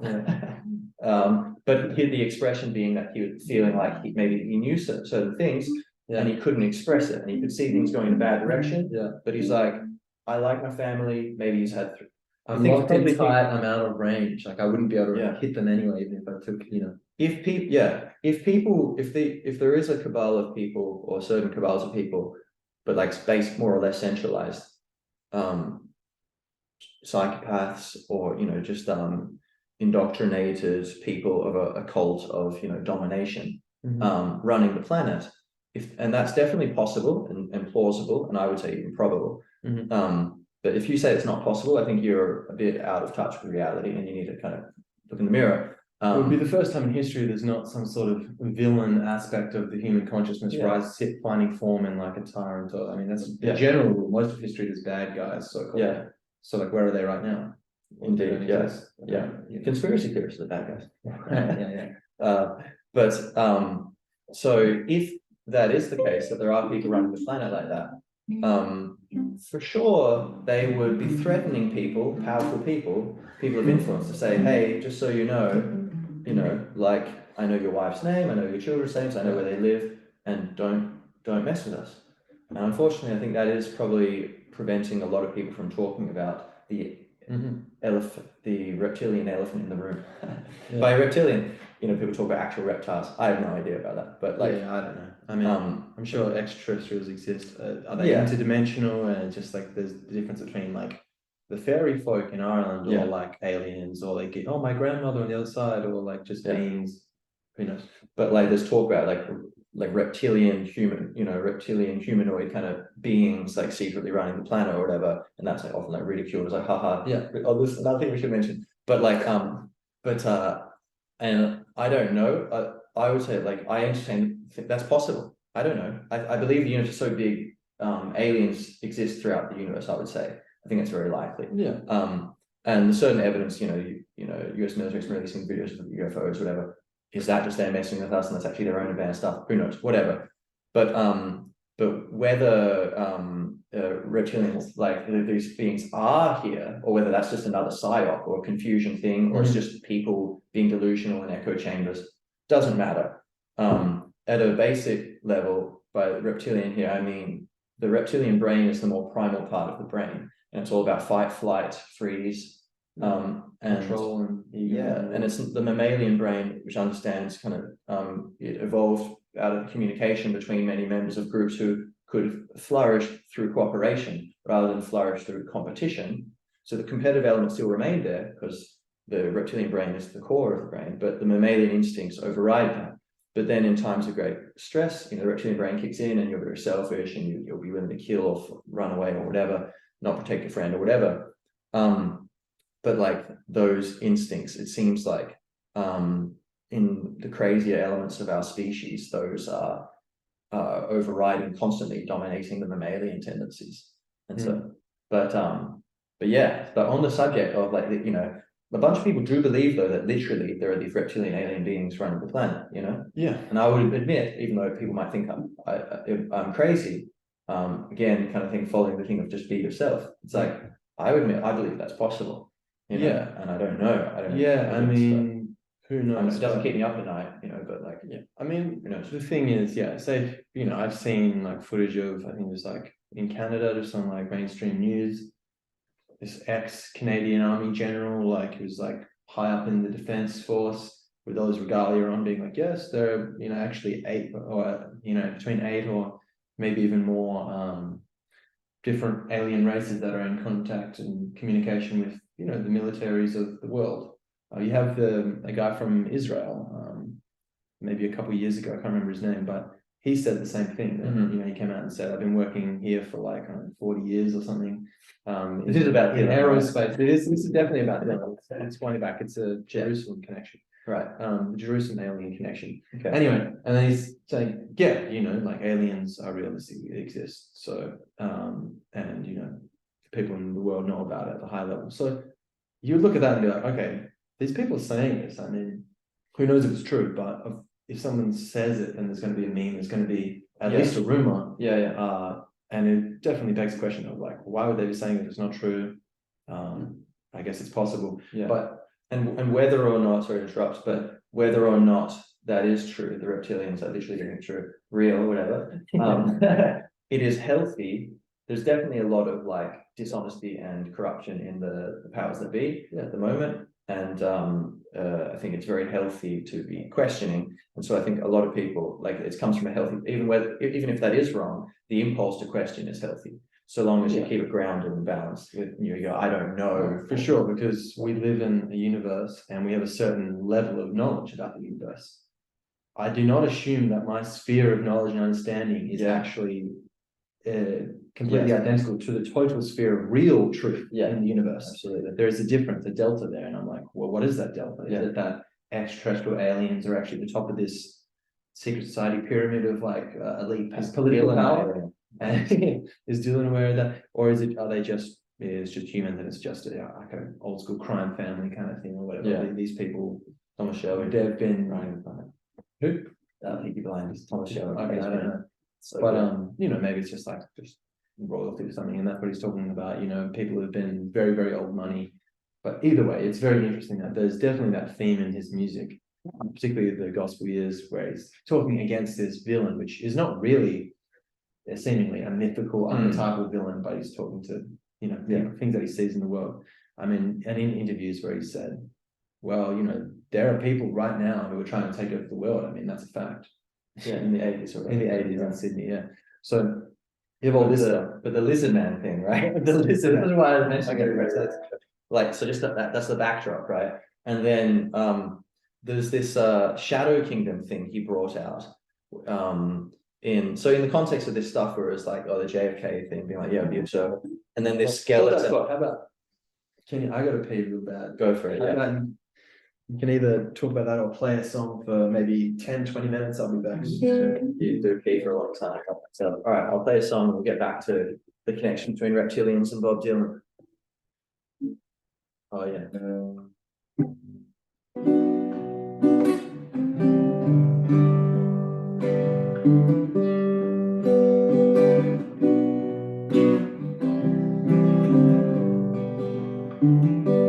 Oh sister, when I come to lie in your arms, you should not treat me like a stranger. Our father would not like the way you act, and you should realize the danger.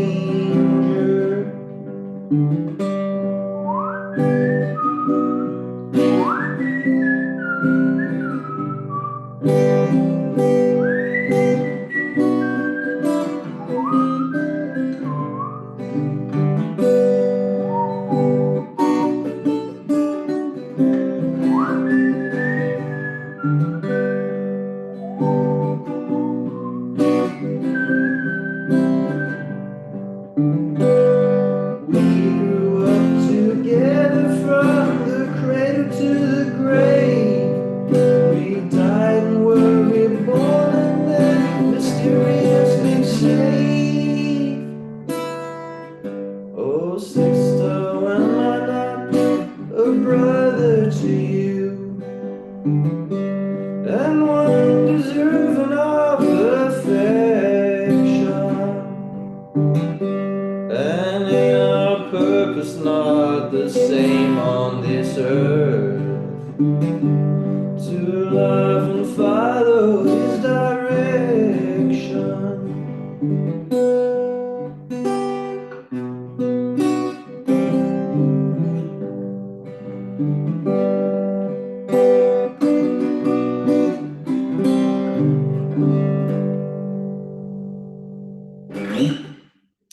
What else have we got? Oh, there's so many good ones.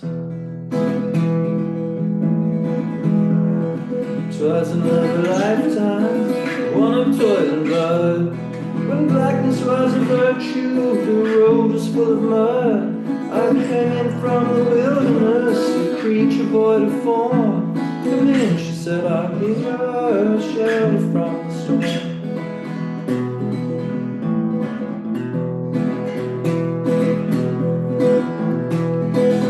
Then I turned around and she was standing there, with silver bracelets on her wrists and flowers on her hair. And she walked up to me so gracefully and took my crown of thorns. And then she said, I'll give you a shelter from the storm.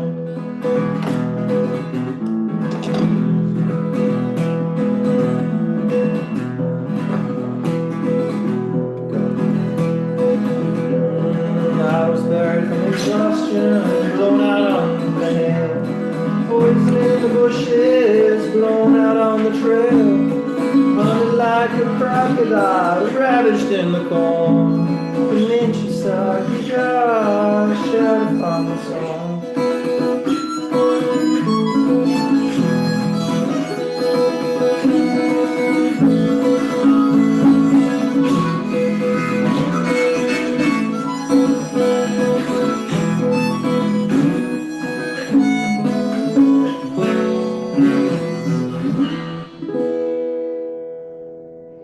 Lovely. How was it?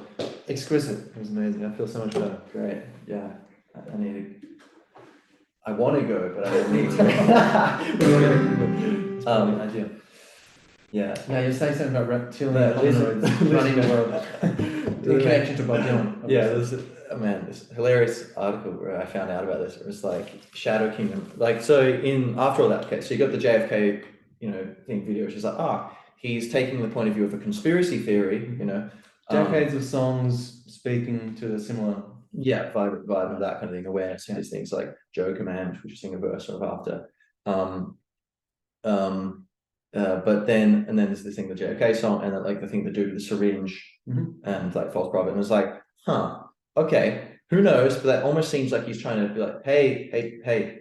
A lot of the songs wake in up. A recent lot of the songs in the have album, apocalyptic themes, content, or the theme of kind of a reawakening, and it's almost seems like a theme of like my own version of you, almost seeming like bringing himself back into public as an act of love for like, okay, there's some dark stuff going on, and this could be totally just not what's actually happened, but it's kind of like that's probably true.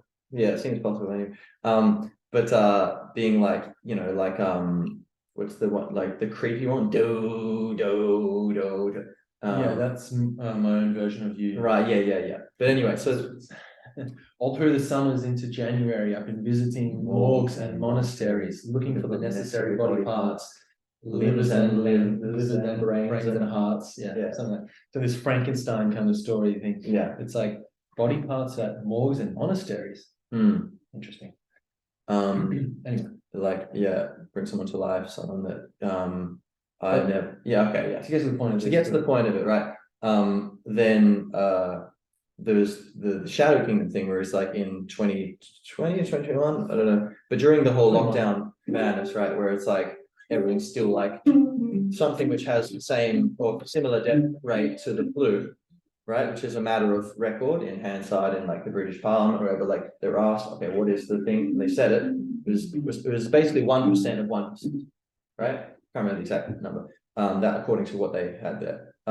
So the fact that it was all locked down, seems absolutely outrageous, right? And so he, but then to release this thing, Shadow Kingdom, it's like it was going to be a live stream thing, and it wasn't really clear what it was going to be. It was like, it was going to be a live stream, but is it a pre-recorded thing, or is it like there's whispers that had already been recorded, or is this like going to be him on the spot live in front of like millions of people around the world? It's like a live concert thing, and there's no details. So it's kind of, there's this whole aura of confusion around it. And then you look at, okay, Shadow Kingdom, that's not a song of his before or something. Okay, what does that mean? You look it up, and I found like an article talking about the Bob Dylan Shadow Kingdom thing. I looked it up, and they've done the work for me, and they say it was like a novel by that guy. He was like the sword and sorcery genre, the guy who created that. He did Conan the Barbarian. He wrote that, and Frog of Atlantis or something, or whatever it is. Krill or whatever. Anyway, Kroll. And anyway, so the whole premise of this story, Shadow Kingdom, is like, and I actually listened to it. It was great, really good on YouTube. But it's so there's this king, he takes over, the kingdom. He becomes the new king, and like, but then there's all these whispers of like that the old kings were all killed and replaced, or he's not sure what's going on. It turns out, in a nutshell, spoiler alert, that the kingdom is secretly run by lizard men, like reptilian, snake men, like men, humanoids with snake heads. The priests, and the priesthoods of the snake, right? And just like the conspiracy theory of the present day or whatever, the idea is they can shapeshift and look like normal humans. And that's what they do in the story. And so all the advisors and stuff, and the new king's there. And at some point, there's all this cloak and daggers and whispers, and someone managed to get the message to him, like, oh, it's all a bunch of snake men, check it out, bro, you're in big trouble. And basically, they try to assassinate him, and then they managed to kill them all and fight it off. But it's like that they had been, every time there's a new king, they would kill him and replace him with a snake man guy who would be like, have his face, whatever.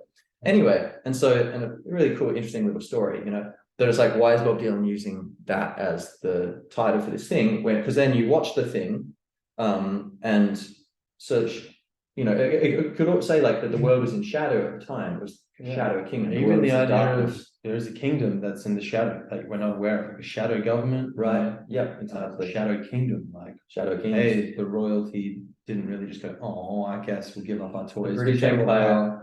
Like, go look up all the royal families, how much do they own? I mean, the information won't be true, but even the liar statistics online are going to be astronomical. Like, how much did the Windsors own? And supposedly they're low down in that hierarchy. But the idea that, hey, there's like a de facto you know, underground, like the royal thing, it just became more convenient. Like, I'll give people smartphones, they'll become retarded in a couple of decades anyway, don't worry about it. But it'll like just distract them, and we won't overtly rule, we'll rule through credit cards and university and social engineering, forcing people to go down a certain road where they get in debt and then they have like kids and they got to pay for it, so they play by the rules. Wage slavery. Shadow Kingdom could be that, or it could be he's referring to probably the elite hierarchies run by reptilian hominids. Yeah. Tell us in the comments what you think. Yeah.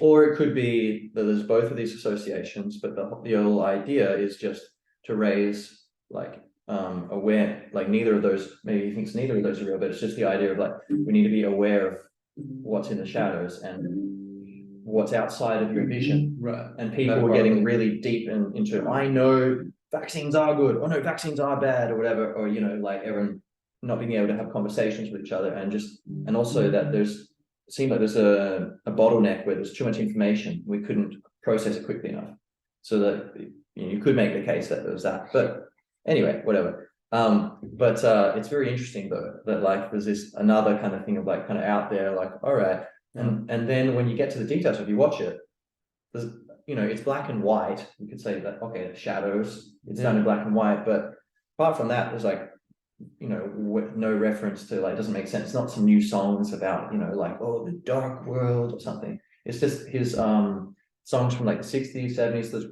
but like you're doing his tunes, old tunes, and just playing them again in different real arrangements. Really good. But like it's like, okay, so why is it called Shadow Kingdom? What the hell? But it seemed, and then so there's a few more details which are kind of in line with that theme of deception and shadows, and smoke and mirrors. And so, for example, he said it was, I think it's going to be like my, you know, his early catalog. But then there's some song in there from like middle of the 80s or something, you know, or like ages later, you know. So even that is something like, oh, yeah, it could be in his mind, or that's my early, yeah, sure. More than 10 years ago. Yeah. But then also, so you're watching it, and I was like, okay, cool, he's playing the songs, and then it took me like, which kind of really shocked me when I realized. So Dylan's singing there, and there's all these people, you know, this kind of like black and white jazz club looking thing, people smoking cigars and just drinking whiskey and hanging out there. And then some musicians behind Dylan playing. And then suddenly I noticed it was like the musicians are all wearing masks, but Dylan's not, and no one in the crowd is. The kind of COVID-19 black mask thing, yeah. Or that, yeah, different actually, yeah. But yeah, it's like the black mask thing, like yeah. But which is the whole, you know, it seems like a symbol of like, you know, being gagged, not being able to speak, the experience of millions of people during that time of censorship and ideological lockstep, and emotional manipulation.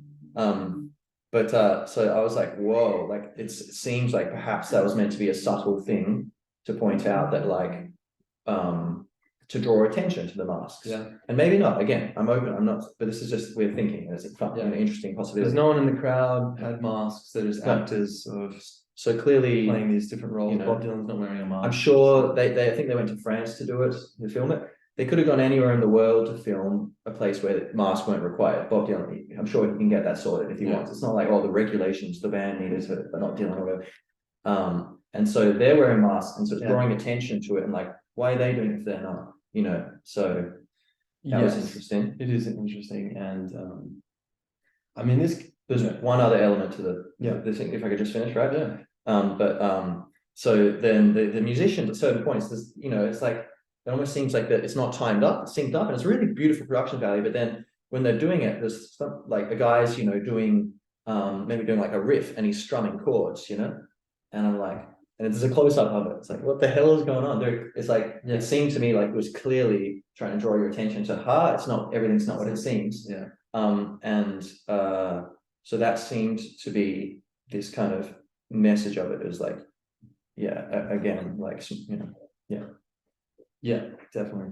Very mysterious, very interesting. I mean, yeah, there's a lot of references over time where he's said to this sort of stuff, and I mean, who knows the exact reasons for that whole thing. Shadow Kingdom, etc. Very interesting, you know. Yeah, and it's not the most important thing at all, which is why we mentioned it much later, right? Like, or I interrupted you before to talk about some other thing about authenticity and communication. but it's you know, the shadows deserve a bit of light too. Yeah, and I think, you know, as far as people said all sorts of things about Bob Dylan, I think it is really interesting to, you know, that side to it where realistically it very much does, you know, if you're going to go into anything deep enough, you know, we're living in this fractal kind of world. Everything has to do with everything else. We're all connected. So we start talking about Bob Dylan, we're going to end up talking about God or the world in which Bob Dylan lives. We live. Yes, that connects us. And yeah, it does seem like there's this sort of commentary on power, as well as commentary on beauty and the experience, the human condition of like Shakespeare, as you said. Yeah, the drama. It's all part of the drama. And the thing is, ultimately, we do need the villains in the drama. But I think we could do with it. We would be fine with a fewer villains. Yeah. Yeah, or fine with just more heroes. So by de facto there'll be less villains, because the villain, you know, like nature abhors a vacuum. You know, what's that saying of that phrase? You know, that weak men create, you know, love that. What is it? How does it go? Amazing. Good times. No, it's strong men create good times. Yeah. Good times create weak men. Weak men create bad times. Bad times create strong men. Yeah. Yeah, exactly. So yeah.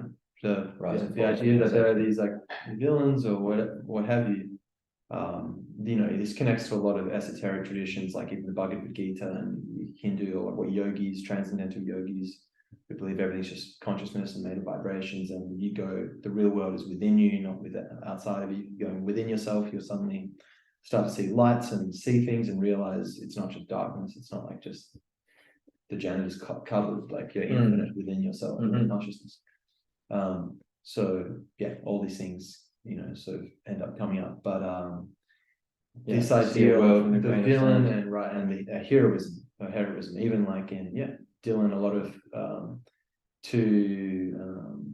what's another line in one of his songs? To live outside the law, you must be honest. You know, the idea of an outlaw being an honest person who's what is right, what they know to be right, their moral compass is different to what the law is at that time. So they're an outlaw not because of a lack of morality, but because of a lack of immorality. Right. And so they're this outlaw figure. So even that is a kind of courage to be a hero, heroism, to go against the social conditioning and just go with the pack and do what everyone else does and just get a job that you're not into and waste your life.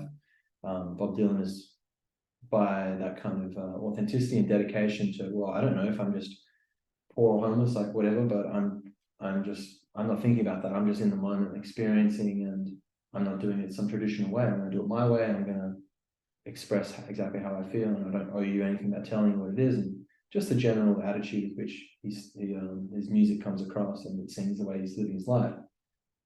That's a kind of heroic idea. So even that on some level, and then you get into the other levels of political commentary in the songs and the idea of standing up against these things. Yeah, it's just like absolutely, because he's going, and as you say, basically anytime you go very deep into life through a medium of some sort, whether it's poetry or music or whatever it is, mathematics, you will, mathematics, probably you will reach the awareness of it. You'll start to see that everywhere in the world, and you'll find, I think, you end up kind of finding everything's connected, everything's tied, you know, tacked onto everything else. Yeah. And so, but especially with music and words, where you're talking about stories, it's inevitable, if there's enough detail and enough range, that you are going to start, you know, bumping up against the most beautiful and the most ugly parts of what we have created as humanity and are creating. You know? Yeah, absolutely.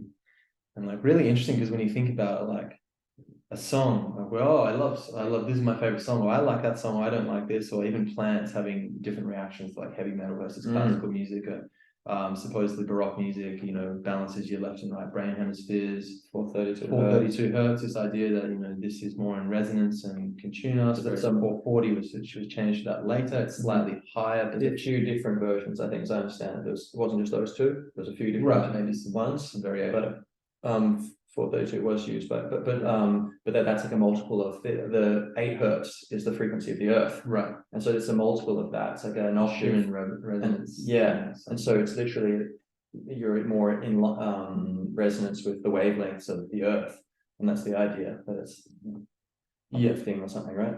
Or grounding. Yeah, Or something like that, yeah. Earthy. To a sort of extent. But also, if you just think of how native and intimate that is to us, like the idea of a song, because particularly a song with words, I mean, you hear birds they have tunes, they'll sing a little tune like a songbird, or, and humans will go around, they might whistle, they might make a little tune, like sing or whatever, baby makes noises.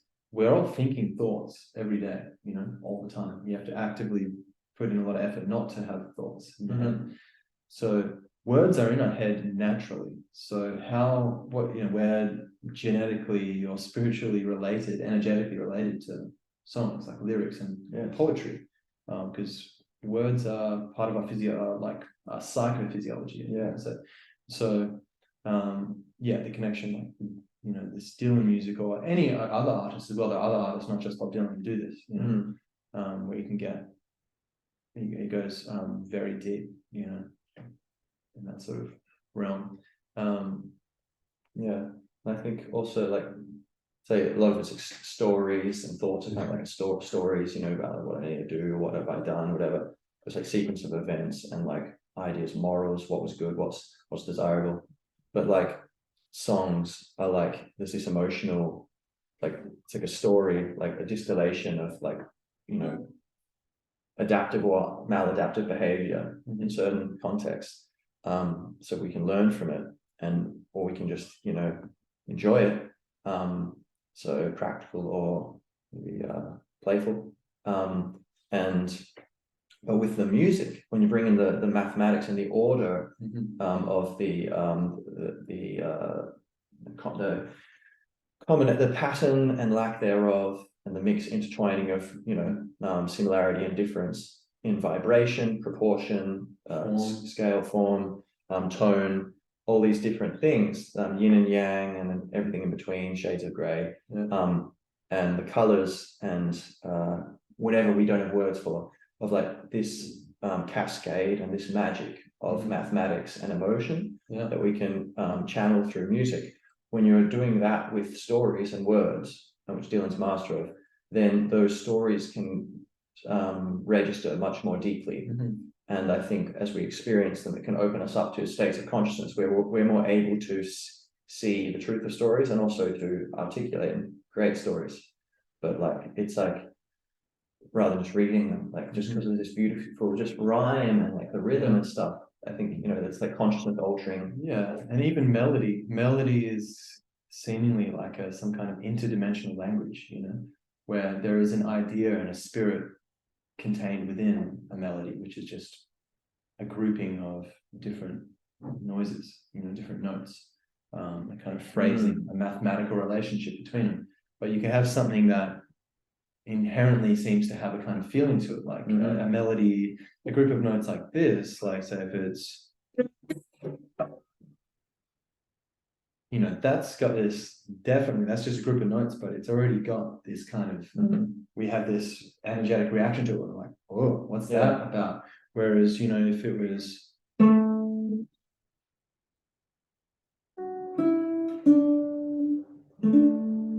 there's some kind of story there, like elegant design, because the way that even hitting the notes and then it going down at some point, one note to the next successive note, the scale going down, like you go down the ladder back to the promised land. Like an isomorphism, a similarity of structure to other things of our life, like and so it's mapping out resolution. Mapping out psychological processes and emotional processes through Metaphor.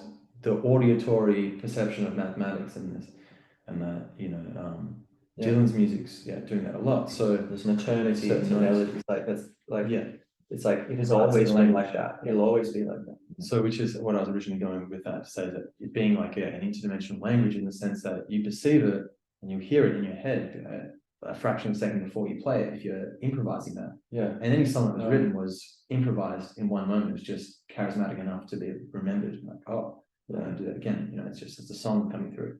But all these things just coming through like a language. When someone hears that, it's speaking to them and it's registering, but with the part of them that's wordless, you know, some of the in-between. And so it's feelings that don't yet have words.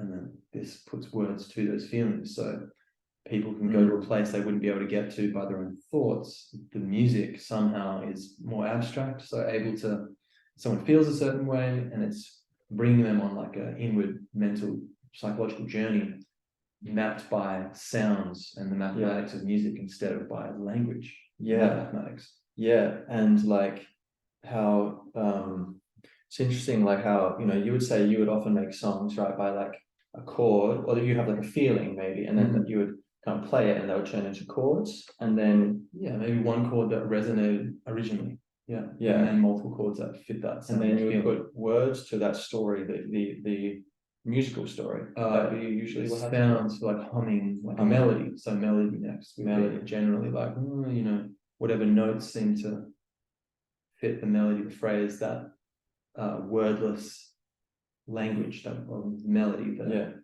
because it has its own kind of inflection, like a kind of playful melody, like just because there's these gaps and then it's like bouncing, it's like a kid being so it might already have its own kind of resonance or feeling in the melody, and then start, once you have that, then start just letting words come out that are stream of consciousness, free association, whatever matches that kind of general mood, and just try and say it, and then ideally make it so that every second line the last word rhymes with it, but just whatever follows that emotion, the original source. But it's interesting, like it seems like maybe it's a feedback loop, like the words and the music. Right, Paul Kelly song also, words, music. But that, so it seems like in general what's happening with your music is you got like the music, and then that's giving birth to words, which might give birth to changes in music or further music. But or it could go the other way too. Start with words could, but because it seems like Dylan, like, but it's interesting that it seems like there's a certain connection of belonging, that they're grounded in that music, you know, the words spring from that, like the sounds, even before you choose what words have meaning. There's cadence, and musicality to words, even just to a phrase, well, one word has its own, you know, rhythm dichotomy. It's got a and like poetry is halfway between music and like language and speech. But then like Dylan, like in that 1965 press interview, San Francisco, whatever, very interesting, you know, he said like, they're like saying like, an example, they asked him a question where he's like totally happy to answer it. It's like how do you write? Like, you know, it's like, which come first for you, the words, like are the words as important as the music? Something like that. And he's like, the like there would be no music without the words, something like that, you know. important. Like, and then it was like, it almost seemed like he was saying that like he'd have the words and they would create music, or whether it was simultaneous or whether the words came first, but that it seemed like again there was that connection which you're talking about with the language between in his case perhaps going the other direction, but like that music is an expression of, or a parallel dimension of like language and ideas, and this deeper communication of intent and consciousness. And you know, you say there'd be no music without the words, but there'd be no words without the thought or thoughts. Right. You know, like you said, he would have a thought, and then he would know, like how the whole song would be written, and he would have that idea before he'd start. Kind of like, say this song, put this across or something like that. But either way, coming from a state of being, and then express that. And it could be that you start with music that is like, that fits that state of being, and then you go there and you add words eventually, or the other way, just words that fit that state of being, and then the music. Either way, it's incidental because the words are musical as well. But absolutely. I'm gonna pee. Okay. And you could entertain the good people with some of your choosing. What am I choosing? Maybe Fruit Bowl Blues. Well,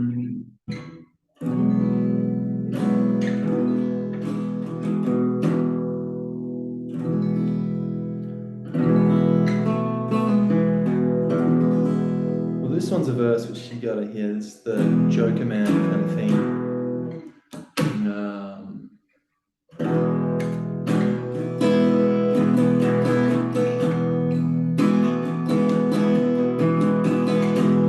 Riflemen stalk the sick and the lame. Preacher man seeks the same. Get there first is uncertain. Nightsticks, tear gas, water cannons, padlocks, Molotov cocktails and rocks behind every curtain. False-hearted judges dying in the webs that they spin. Only a matter of time till night comes stepping in. Joking man dance to the nightingale tune, birds flying high by the light of the moon. Oh, joking man. It's got some mysterious imagery. This one's good as well. It's like that. I'll look for you in old Honolulu in San Francisco, rush to Bula. Gonna have to leave me now, I know. But I'll see you in the sky above, in the tall grass and the ones I love. You're gonna make me lonesome when you go.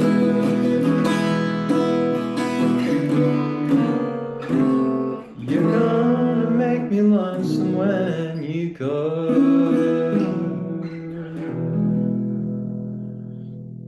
Quite delightful. Let's see what else we got, maybe.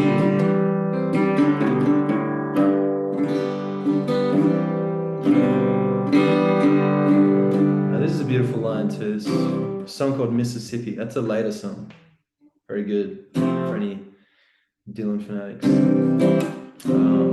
It's this verse, pretty good.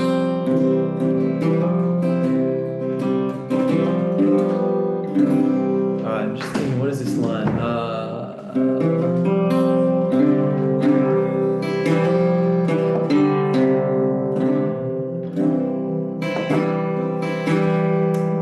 From Mississippi, there's these, so many great lines within it, but, so it's, my clothes are wet, tired on my skin. Oh no, that's not it.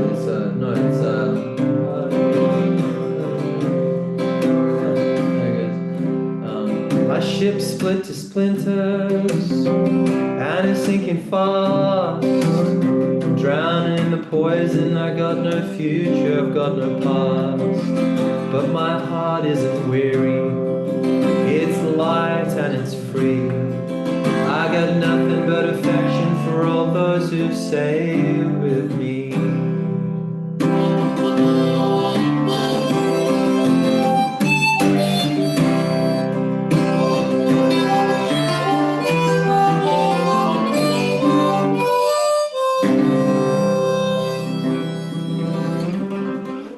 Very good. Yeah. Okay. So another thing, just in the interest of playing a song from each decade, you know. Oh yeah. Something which I guess is in the 80s. Yeah. Christian thing called the 80s, right? Yeah. And like, have you gone through all these phases? Huh? Most of it. Late 70s, early 80s. Okay. But like, you know, I used to think like I didn't really listen to the Christian albums until recently. I went through all of them. Great stuff.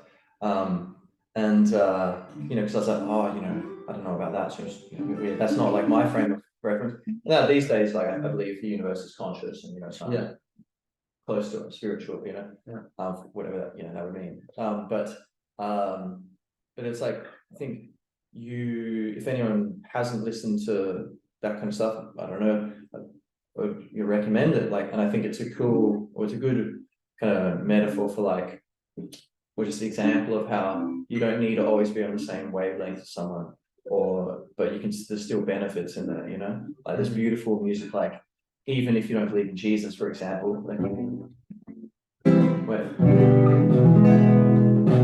what's going on? Oh, that's drop D.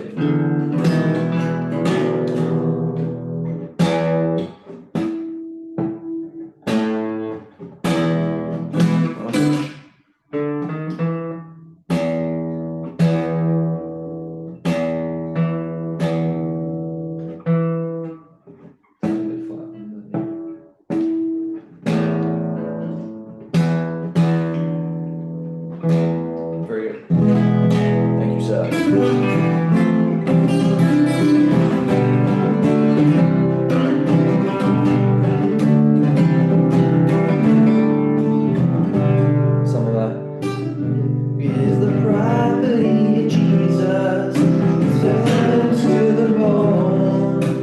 think you got something better. You got a heart of stone. Yeah, something like that. But great little chorus. Property of Jesus. Go on, yeah. He's the property of Jesus. Present him to the bone. You got something better. You got a heart of stone. Stone. It's got a lot of touches. And that's the thing as well with the melodies. He's got incorporated all these old like soul and gospel styles of singing. Yeah. Oh. And he uses many different, there's many ways he sings, you know, like the Johnny Cash, you know, Nashville Skyline things. All these know, voices, yeah. I once held her in my arms, totally I different. once held her. Yeah, exactly. Instead of like, you know, no one's held her. well, yeah, or like, what you got, like, what's the one, baby, let me fall you down, or whatever, you know, like, or like Tom Thumb, or whatever, like, Yeah. like Yeah.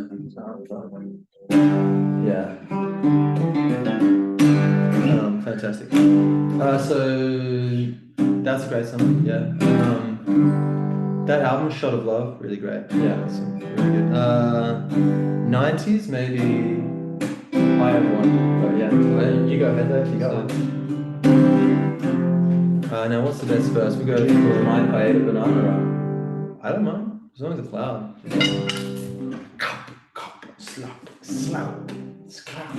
I'll eat as loudly as I can, while respecting the spirit of Bob Dylan from afar. The one-eyed priest, banana seller, came walking down the road. And then the Ethiopian hotline fortune teller told me to suck on his toe. I've been in the Illuminati's basement, writing songs for God, but I ain't got enough, I just got what I got. What album's that? Secret Illuminati Spiritual God Song Blues Revisited. It's one of the bootlegs, is it? I think so, yeah. Probably like late 39 or something. Late 39? Oh, his previous life, yeah? Yeah, so I think so. It was just before his death in his previous life, yeah. Yeah, exactly. So I think, yeah, I wonder if that'd be rude if you met Bob Dylan and be like, hey, do you know what your past lives are? He probably does, I don't know. probably. Hey, I was a corrupt Byzantine king, man. Like, wow. Yeah, that was Basil III. I don't know, good or bad. Yeah, very good. Well, here's one from the 90s. I was actually Oh, good. Yeah, You got it. but just for, now I'm gonna get out of the way just in case. Or maybe this is what you were gonna sing. What was it? I'm sure it's Probably. Give it. Nah, you go. So,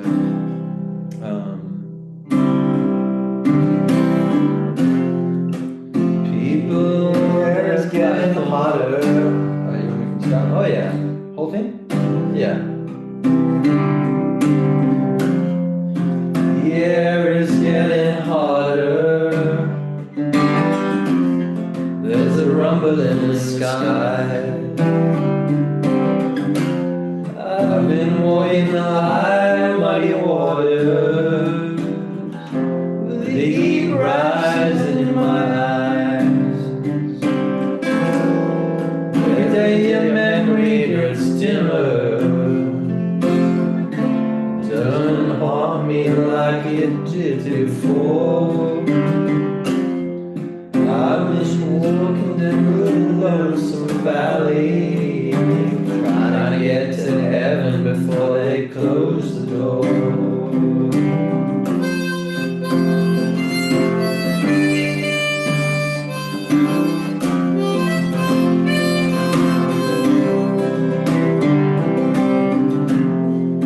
Going down the river,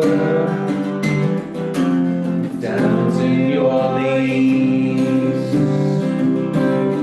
Everyone says everything's gonna be alright. I don't know what alright even means. I was riding in a buggy with Miss Mary Jane. And Miss Mary Jane got a house in Baltimore. I've been all around the world, boys, now trying to get to heaven before they close the door.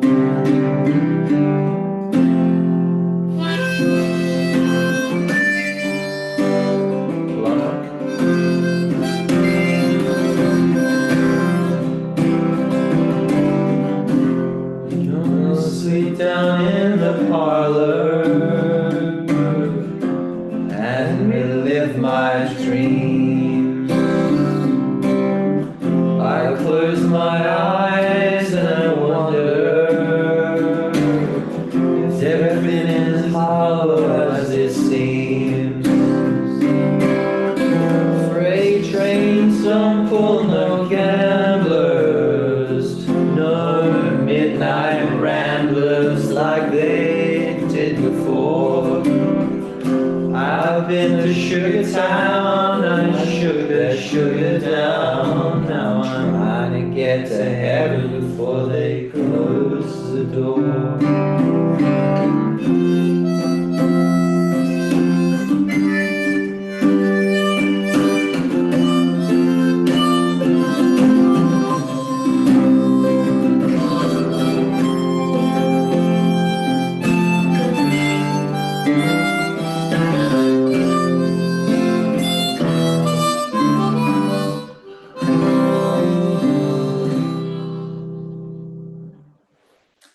Which brings up another aspect, which is Dylan's breath control. Oh yeah, His ability to do such incredible harmonica. pranayama. Yeah, and it's like, you know, like Allen Ginsberg saying like Dylan had become a column of air. Yeah. And that great documentary, No Direction Home, Scorsese.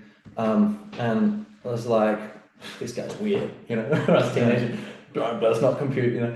But then it was like, oh yeah, and it's like he's doing all that breath control, so you know, body awareness, and just energetically, like how healthy that is for you to be in control of your breath, and that it seems like Dylan got very conscious of his breath through the harmonica, and singing, of course, but like, and you can see his control in the way he uses the harmonica and his intent. That's beautiful. But like, it seems like in his interviews, you know, he's sitting there and there's a stillness, which is the key to, you know, spirituality, spiritual awakening, right? Being present and being able to be in the present moment and to see through the veil of thought and to be able to just access the presence, the physical presence of what is, you know? Yeah.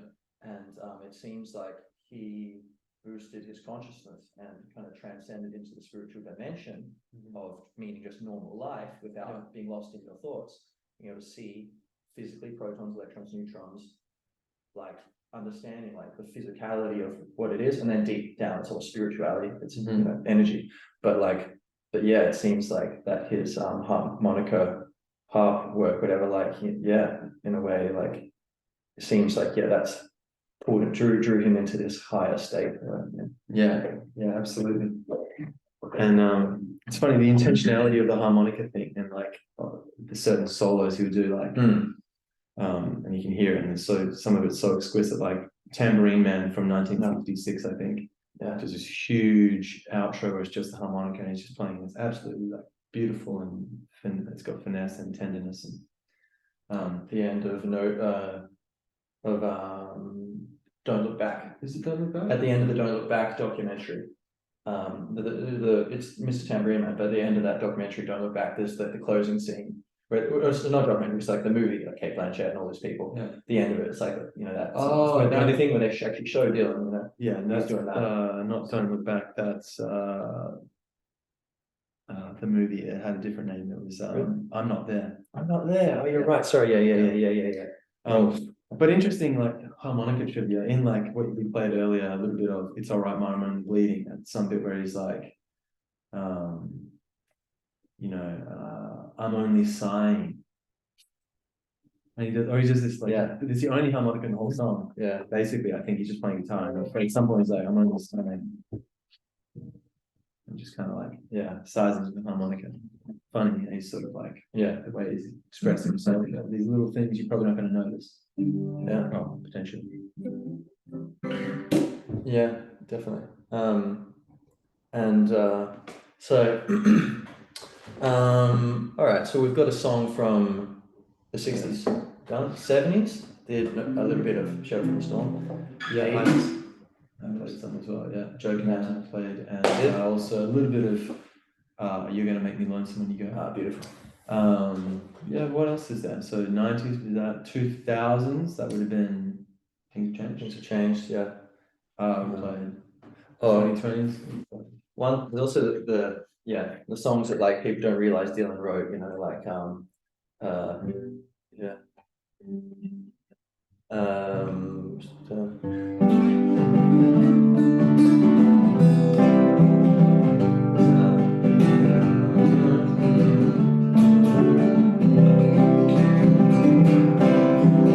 Going down south to the land of the green.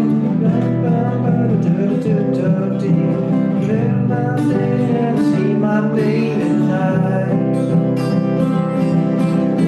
And there's gonna be people spinning around the scenes, and you know the turquoise jewels belong to you and me.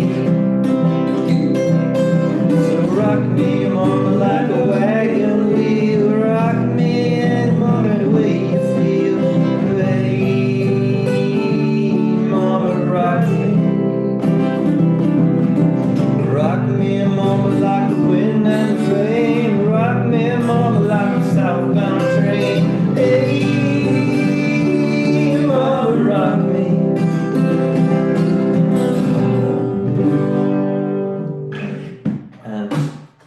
And there's some kind of way out of here, said the joker to the thief.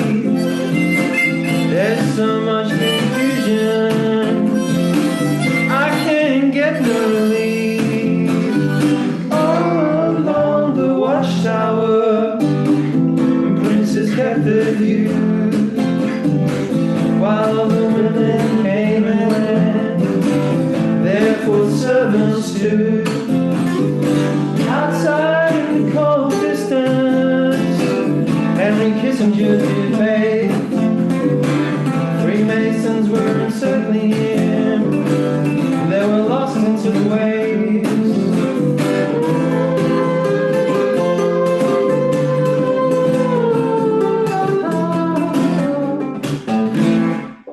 Yeah, and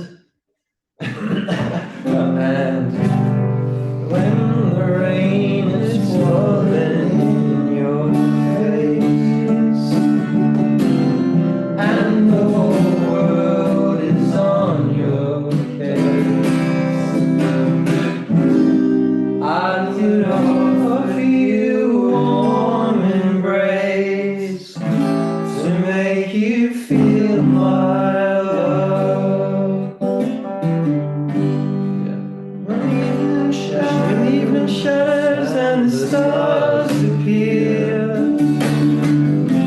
when there's no one there to dry your tears, I could hold you for a million years to make you feel my love.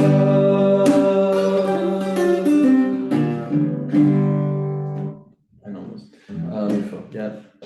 What else? I mean, some people don't know that. Knock, knock, knocking on heaven's door. Oh, yeah, not that. We don't want that. No, none of that. Yeah. So yeah, that's pretty good. Something you want to say? Thorough? No, not really. I mean, I got some stuff here, but yeah. I was gonna say just resources, things to like people should be like, or like if they're interested in doing like the No Direction Home documentaries are amazing, those two. What's it on YouTube? Flying Pig? Swinging Pig, sorry, Swinging Pig. Swinging Pigs got amazing, like rare videos and stuff, you know, like you see Dylan things, and like Elston Gunn thing has some, right? Yeah, I think so. I think maybe that's There's Peter Brown Archive or Brown Stone Archive, something like that. Another one which is sort of similar, and some other Nightly Moth. And that channel has Bob Dylan's radio show in it, which is hilarious and amazing, called Theme Time Radio Hour, which is host dreams, your home of themes, dreams, and schemes. And every episode's got a different theme. And it might be like flowers, divorce, jobs, baseball, whiskey, eyes, laughter, secrets, things like this. And it'd be like a whole hour of just weird stories and trivia, encyclopedic knowledge of music from the 20th century. Absolutely. Yeah. If you wanted to be like, okay, how could I just get better than a Spotify playlist, like just a real amazing insight into an aggregate of older forms of, it could be like bluegrass, it could be jazz, it could be gospel music, it could be any sort of, particularly Americana, 20th century. If you listen to that Theme Time Radio Hour show, it's just a distillation of Bob Dylan's, what he's been listening to is, Motown, soul, all this stuff, even some more recent stuff like The Clash or Joe Strummer, I think, and but that's amazing. And there's all this interesting sort of trivia he would drop in there as well, and like just weird jokes and all sorts of mischief. But so that's an incredible resource, because if you want to, like, while you're doing your cleaning or something, just play Theme Time Radio Hour, and Bob Dylan's been the DJ basically, and it's incredible music. Yeah, I've really listened to a few anything stuff. Yeah, while you're running. Good. And so what else do you want to mention to close this baby down? Well, I made some things here. I mean, yeah, so I guess I had why he plays music. I think that's something which is very interesting with Bob Dylan. People are like, oh yeah, Bob Dylan, just like, oh yeah, chair, yoga, sun, president, yeah, history, oh yeah, just things.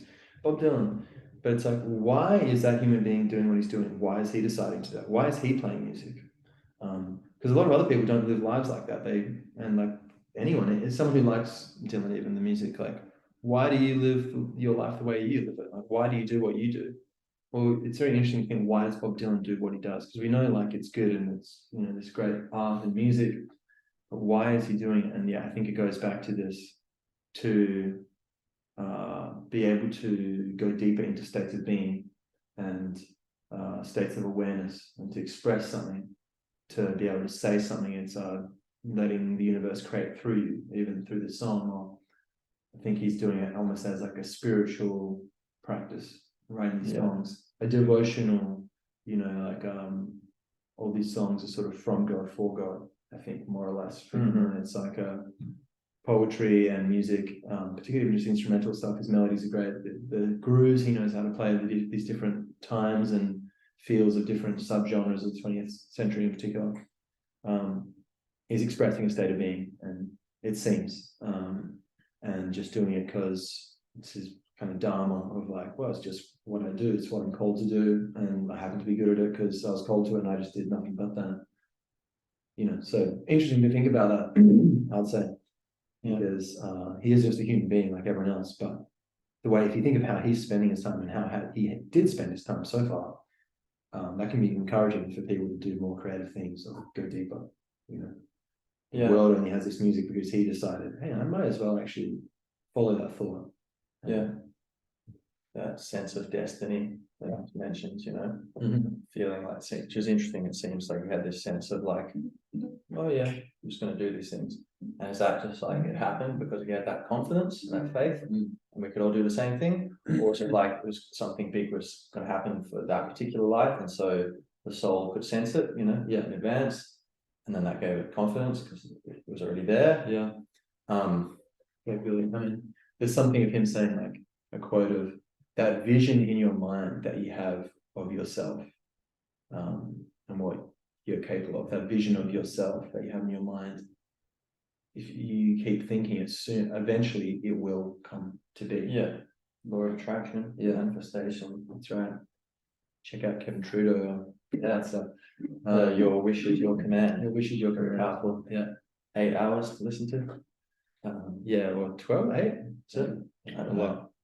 So is that maybe? Well, the vision music. So that would be talking about, just his lyrical style. I was creating these. If I say, palm tree, it's too late. You've probably already seen a palm tree in your mind. So his writing style, there's a lot of pictures and images, things in it where it's very highly decorated, though you might not notice it, and they're painting and creating this very rich experience. And all these images are seemingly sort of in accordance with the overall vibe, and sort of cast this spell, and you get into this kind of energy, this state of being, or this energy field when listening to the music, and it's, you know, highly mental and visual. The mathematical thing of just how his songwriting is very mathematical, and he talks about, and someone says, "Oh, you were the first singer-songwriter," and he said, "Well, no, like Hank Williams was doing that before me. I learned about songwriting through Hank Williams," which people think of like as a country and western artist.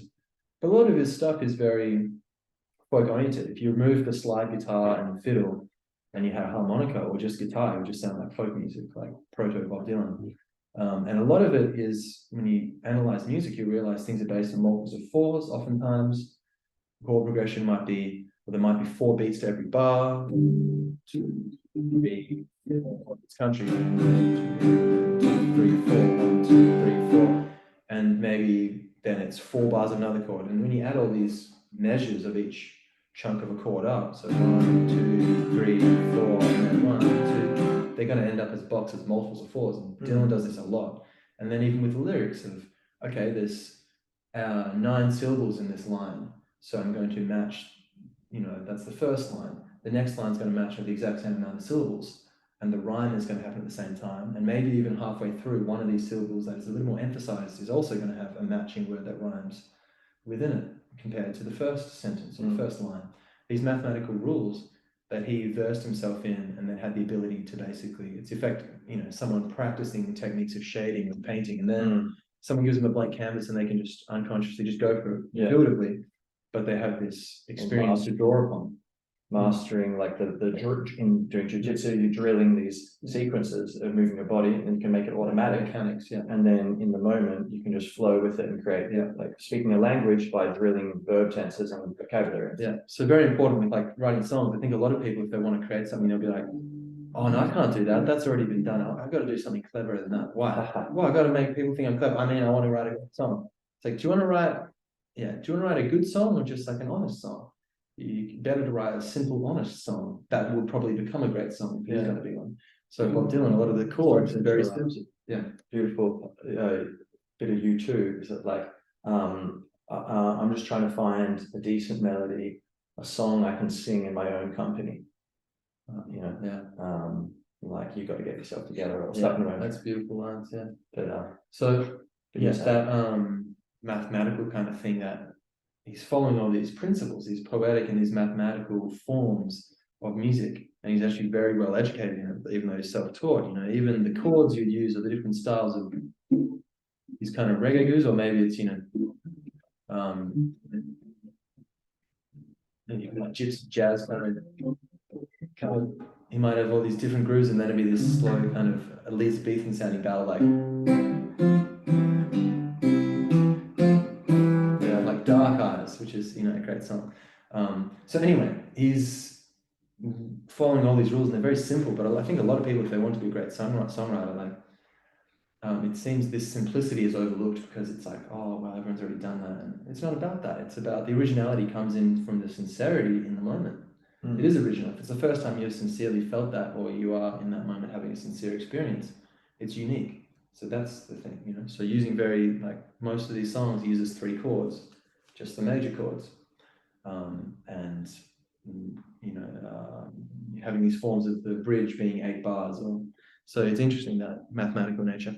Anyway, and he mentioned at some point, like in, I think, Chronicles, his autobiography thing, where he's saying like he got stuck with like his voice, and he couldn't. He's like, my old songs were like mysterious to me, inaccessible. I couldn't sing them because it's like he wouldn't sing them unless he could feel like authentic, he'd connect to it. And he's like, I don't understand what he didn't understand. I don't understand his non-understanding.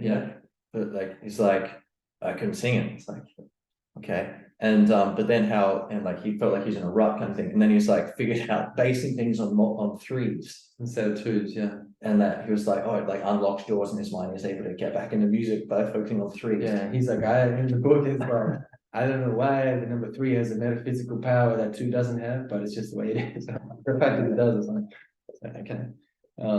But yeah, his Triangles in the triangle shape. Yeah, very interesting. So yeah, aware of that. Other things just going through because I thought all these, I wanted to get these out there. Yeah, his depth of feeling, that whole thing, how a lot of people maybe don't realize Bob Dylan's music is very emotional. It's not that mental and like kind of it's not like scholastic, and certainly, and it's not even just like this cerebral intellectual kind of thing. It's very emotional. It's like a smart person writing an emotional song. Yeah, basically a lot of these things, there's an emotional, very heartfelt things which are pretty deep, and there's like a humility and like kind of like he's not ramming anything down anyone's throat, or like he's just like it's a heartfelt, vulnerable, putting yourself out there song, but like a lot of like people trying to be emotional ones, like trying to again, it's all just projecting an image, whereas he's just kind of like, I guess, looking in the mirror or something. Yeah, with Bob Dylan, you get the feeling the way he's singing it is exactly how it sounded if no one was there. And he's singing to himself or to God or to everything, but just sings, put it into the air. Like in the beginning, there was the word. Like he's just singing, and there is a power to it, which is very much absent in a lot of other singers. Like you could hear someone who's a very slick, professional, great singer. I mean, show about this all the time, DJ, but like, and they're like, "Isn't she lovely?" Just these over the top like decorations. It's like someone who's like gets, they're just like overly spiced and decorated and just all this stuff, but there's an inherent lack of sincerity where people think it's like the emperor's new clothes these days. People will be like, I'm really emotional singing, not to try and judge anybody, because I'm I'm guilty of as much as anyone else has been to learn. And it must be pointed out. I go through my moments of the oscillations of from being in a level of particular authenticity when singing songs, but then maybe unconsciously going, I'm actually trying to like project something right now. I'm kind of like, I just need to get back to what I'm actually feeling and just not force anything, just be and make it honest and just whatever it is. But yeah, so a lot of if you listen to like, I don't know, Ariana Grande, you're not gonna like play one of those songs at your funeral. You're not gonna like listen to that and like, it's be like brings tears to your eyes, like the depth of the human experience. A lot of these songs are seemingly intentionally callous and mundane, and the soundtrack is a big part of the movie, and it affects everything. And so the music you listen to will affect the way you see and how you feel and what you're relating to. It's just like the sum total of the 5, or the average of the 5 people you spend most time with. Well, what are the 5 artists you listen to the most? And the subliminal poetic imagery, is it like gangster rap, where it's talking about killing people, and it's like, hey, we're empowered because we're rich and we're thugs and we're like, we kill people. That's like really empowering. So maybe that's not the best way to program your subconscious compared to virtues of more traditional spiritual growth, or like happiness or love or beauty, or the existential, just bravely the bizarreness of being alive. Bravely, what do you say? The bizarreness of being alive. Indeed, yes. Or something brave. Bravely pursuing your freedom and your bliss. And with the strength, the inner strength, clarity, and kindness to respect others' boundaries, and they're encourage them to do it, to like just play nicely, to play, to have that desire to not just be like in a shell. No, get out there and play. In what way are you not playing? Really get out there and just but then also do it, play nicely and encourage others to join, or whatever. But I think everything in moderation, including moderation, so like a little bit of nonsense is fine, a little nonsense now and then is condoned by the wisest man. But in general, like, you want uplifting, soulful music. But Dylan said in some interview thing, like, like not sick music, but healing music. He wants to make healing music. He feels a lot of music in the world is sick music made by sick people for sick people. And he wants to make healing music, like uplifting music. I think it's very deep. There's definitely that, like it's a mirror, and it's a reflection and a feedback loop of your state of mind. Yeah. And a lot of people would like a low state of mind so they can make money off you. I mean, yeah, it's just observably that is the reasonable conclusion. Yeah. Yes. People, it's not a neutral playing field. It's like people being conditioned and programming most people from, you know, TV, smartphone, or whatever. So these differences, if you are going to be articulating beauty and truth and positive things, that's going to have the prerequisite is some sort of willpower on your behalf to make that happen, because it's kind of an outlier against the society we live in, you know, a lot of this stuff. But yeah, I think just in this sort of, the feeling like that there is this power to a lot of what he's doing, where he's singing, he's really feeling, he's meaning his singing, you know. And I think that's really powerful, like for people to not just listen to this music, but try to embody maybe some of that like level of like authenticity and just go a bit deeper, you know. Yeah, in general. Yes. And it connects to like what we were saying before earlier about like, you know, like there's that interview where there's only a tiny snippet of it, I think still exists or something, where where 60 or something, where someone's saying, what's your message? Like if you have a message, what's that again? Or like, yeah, he says like something to the effect, I mean, this could be patching different parts of the interview together, but as I remember it was Les Crane or Des Crane, some like 1965 televised show, though there's only the audio of it on YouTube and Swinging Pigs thing. And he says something to the effect of the host to Dylan saying like, you know, you're only 23 and, you know, people say, oh, what is the message to your music? And what is your message? I mean, that's a lot of pressure. That's a tough question to answer, isn't it? It's like, yeah, sure is, you know, or whatever. And then he's like, yeah, it is, but answer it, you know. He kind of like pushes him a bit, being like, you know, don't dodge it, don't do your classic, you know, man, the bird flies, wobbly wobbly. Like, what does that mean? You know? And he basically says, what's your message? And he's like, be or is, maybe as an afterthought, but be. And you think of that, like, it's like people always like, what's your message? And it's like this thing, and he's never saying it, but then there he is saying like, be, that's the message, be. That's, you may as well say God, or like, is. It's like, that's very broad. And yeah, if you think of people's state of consciousness, like, well, what level is he operating on compared to someone being like what you said before about healing music? You know, if someone said, hey, so you play folk music, or is it protest singer-songwriter music? And he said, no, I play healing music. It's like you see the gulf, the distance between those states of consciousness. So yeah, same thing with this, like be or is, like that's the same. He gives me this impression of like William Blake or someone, a complete like a visionary mystic. Whether he might not tell you he's a mystic, he's like, hey man, it's none of your business or whatever. I'm just a hipster who smokes cigarettes, like whatever. I don't know you anything to elaborate, but there seems to be this deeper thing with it. Be or is, that's like transcendental. Sure. Yeah, which is like, again, one of the core, or like one of the ways of labeling the core of like wisdom traditions or spirituality, of like just be, you know, be here now and all that.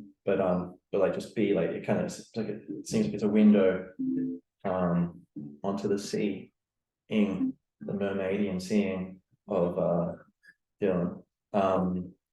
But like of just like the being in the moment, letting the music flow, just letting it channel. And but then the is thing, like being even like, don't turn being into an action either, just like even making it like even less direct, or like then just be like, you know, even more vague, but just kind of like it's just like a little stairway to heaven kind of thing, just being like, you know, making it as vague and as indirect, or as selfless as possible, just letting it get out of your own way, you know, let the music flow. I think before you mentioned about like, why does he play? I mean, I think I agree with you, like that he's exploring states of consciousness and his own soul and being. But I think to some extent, I don't know, I feel like it's like, well, what else am I going to do kind of thing. That's just like he's just letting the river flow, and that is his karma and his dharma. And it's, you know, I am the musician and I am the music, and made the music flow. Yeah, I'd say so. Very deep, and I think the conclusion at the end of any of this of like spending so much time thinking about someone else, like another human being, just because it's like clearly it's a quite a fantastic example. Yeah, some people deserve any hours of analysis. Yeah, and by any metric you measure it, it's unusual, so observing this thing. But I think the punchline anyone should be taking from like listening to Bob Dylan is to take those beneficial things to become your best self, or at least your fullest self, or just like to experience and to award ourselves as much awareness and freedom and authenticity as possible. So it's like you could compare even to a Jesus idea. He's not saying worship me like the political institutions are built up around the Catholicism or whatever this. Him saying, and all this religion in general. Jesus supposedly was saying, become like me. Don't worship me, become like me. Like, so you think the same thing with Bob Dylan. It's not to be like, oh, you're incredible. You'd be like, wow, this is what a soul in a human form is capable of. What am I capable of, and what is true for me, and what do I really think, and who am I, and what ways could I express my individuality and give to the world around me by bringing something from within me that's unique to me and putting it outside and seeing what happens. It could try to emulate. And look, Dylan's followed his path, his road, and I'm sure similar souls likewise flourished and throughout the eons have been doing such things and have been likewise venerated by those around them, only to be forgotten eons hence. So he's had his road of blooming his potential, but then also like look at like how it's enriched the world. And imagine if he hadn't done that, if he was like, oh, I'll probably fail, I better just go, I'll just become an accountant, then God, like, where would we be, if you do the same thing, where will we be? If you, or I, more importantly, it's like a beautiful example. It's all just mirrors, like, puts it very clear, shows very clearly kind of like the benefit and the virtue of believing in yourself and following your passion and your potential, and letting the world within supersede the world without, and living your life as only one person can. That's right. If you were to follow your inner guidance and you did that every step of the way, and every time you failed, by the time you're on your deathbed, you realize it wasn't failure, it's an absolute success and a triumph. So really, when you think of the rules of the game, it certainly seems like you can't really fail, if you don't try, maybe you would just be left with more regret and return sense of wondering, oh, I have to do better next time, I'll try it again.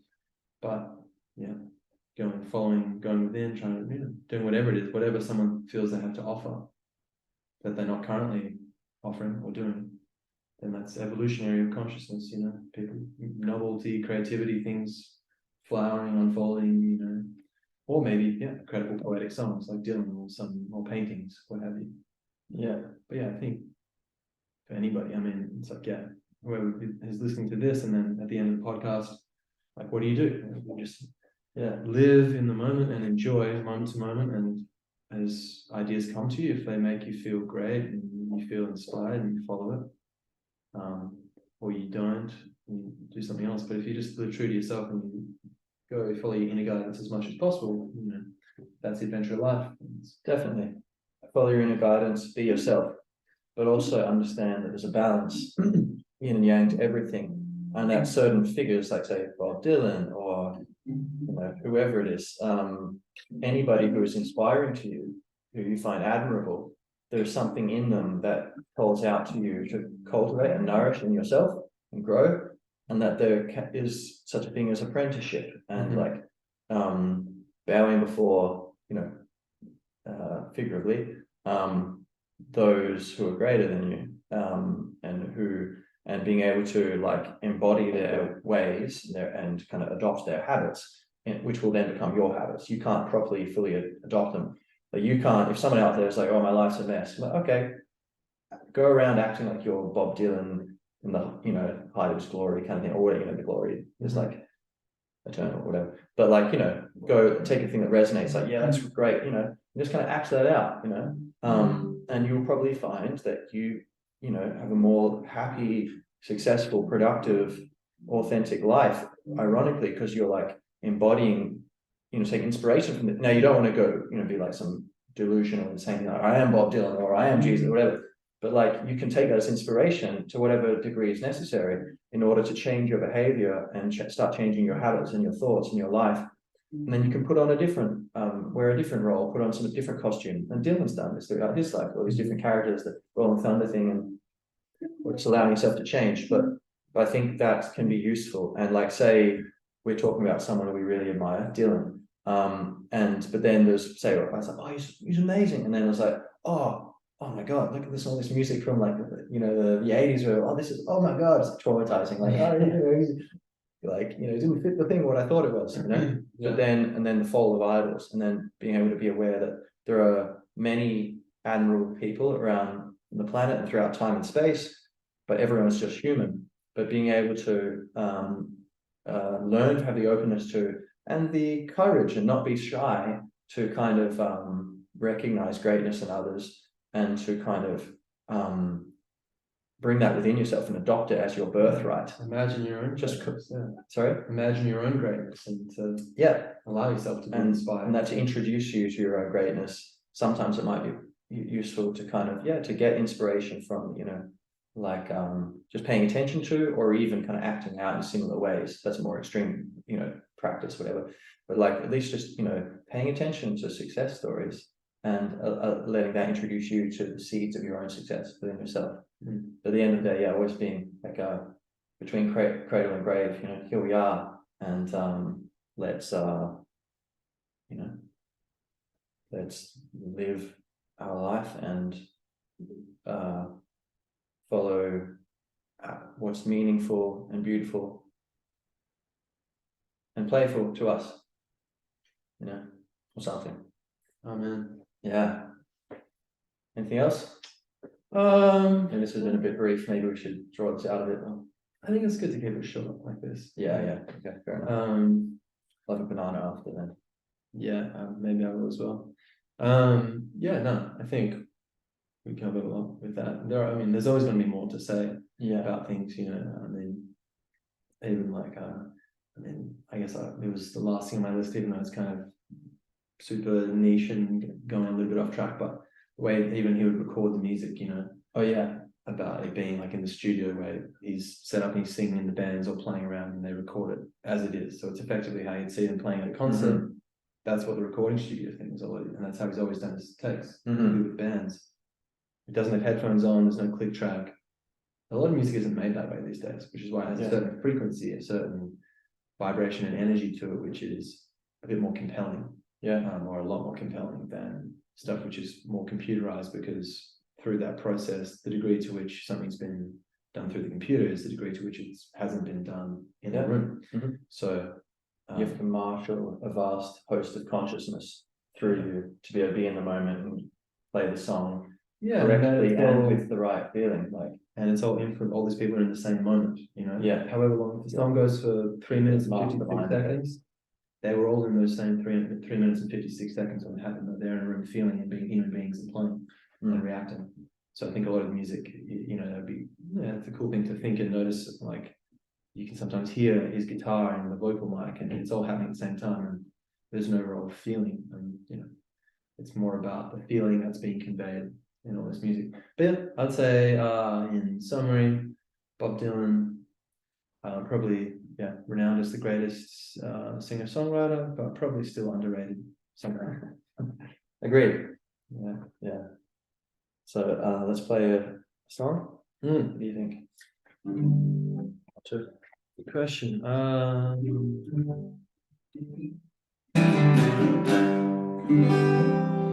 Recent one, older one.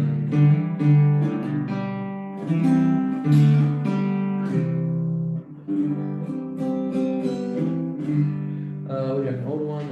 Any ideas? I'm not sure. It'll come to me. Maybe a little instrumental intermission of 42 seconds.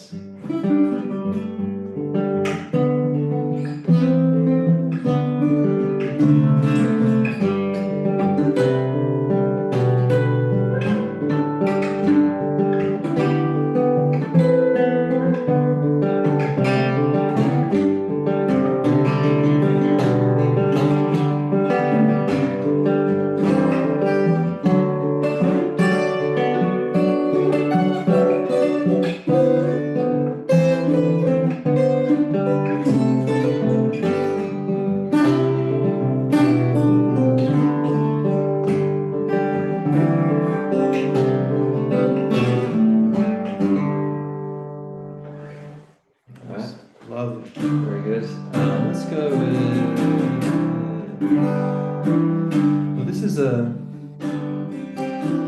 I really like this one, but it's one of these shot of love ones, just random. Yeah, go on. So it's really good. In the summertime. In the summertime. So I was with you for an hour or so. Or was it a day? I truly don't know. Where the sun never set, where the trees hung low by that soft and shining sea. Did you respect me for what I did, for what I didn't do, or for keeping it here? Did I lose my mind when I tried to get rid of all you see? In the summertime, ooh, in the summertime. When you were with me,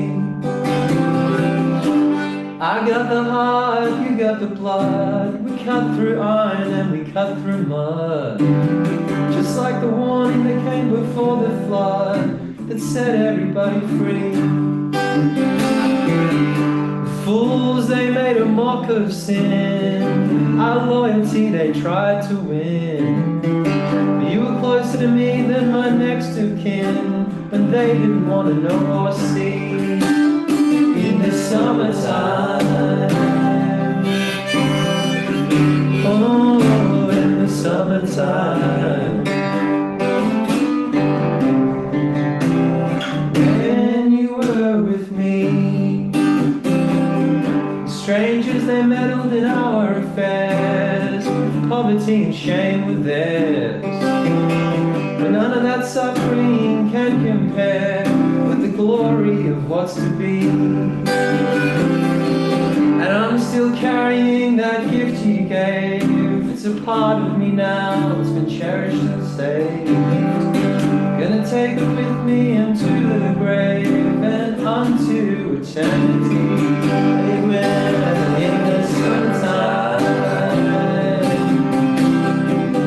oh, in the summertime, when you were with me.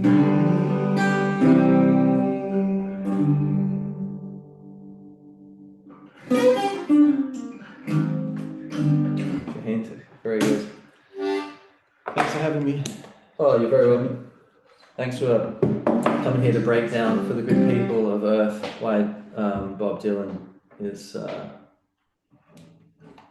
just wonderful. Yeah, absolutely. Fulcher wrote. Pretty good. Maybe one more tune. It's good.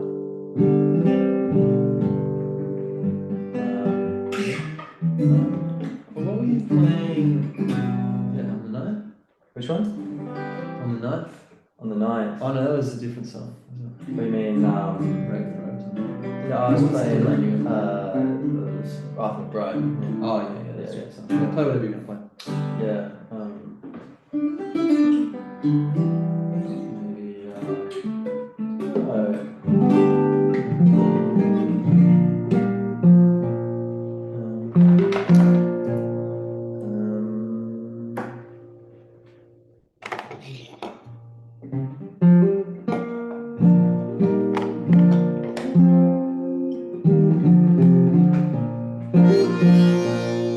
Well,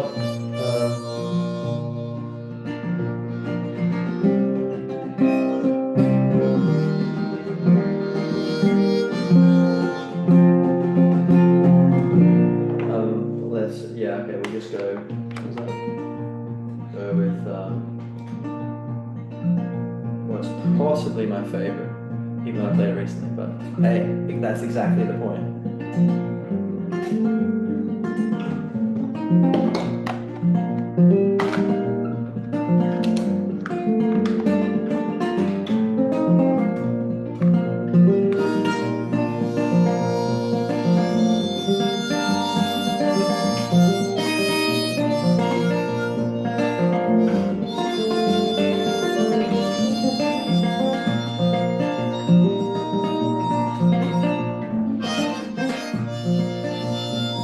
I'm sailing away, my own true love.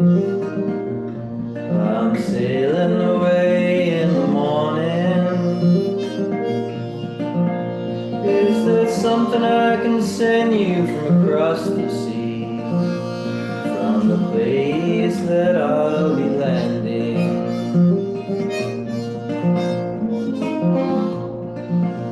Well, there's nothing you can send me, my own true love. There's nothing I wouldn't be owning. Just to carry yourself back to me unspoiled from across that lonesome ocean.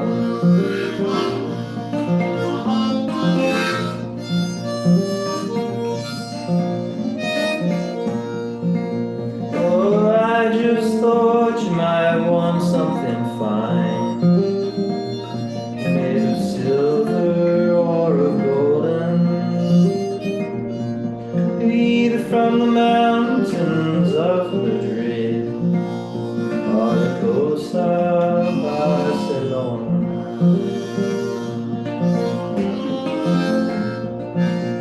Oh, how can you ask me again, when it only brings me sorrow? The same thing I would want today, I will want again tomorrow.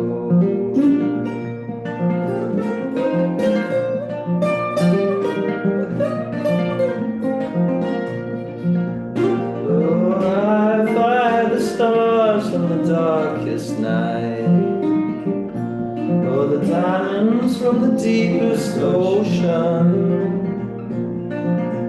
I'd forsake them all for your sweet kiss, for that's all I'm wishing to be owning.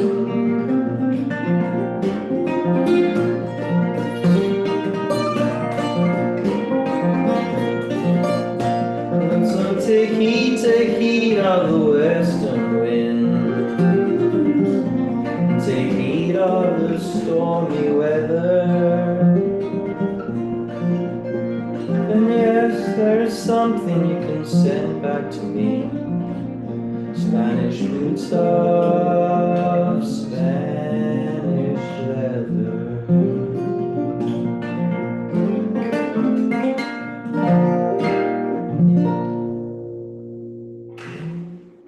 As it ever was. As it ever is. Very good. So, thanks, Bob. Right on.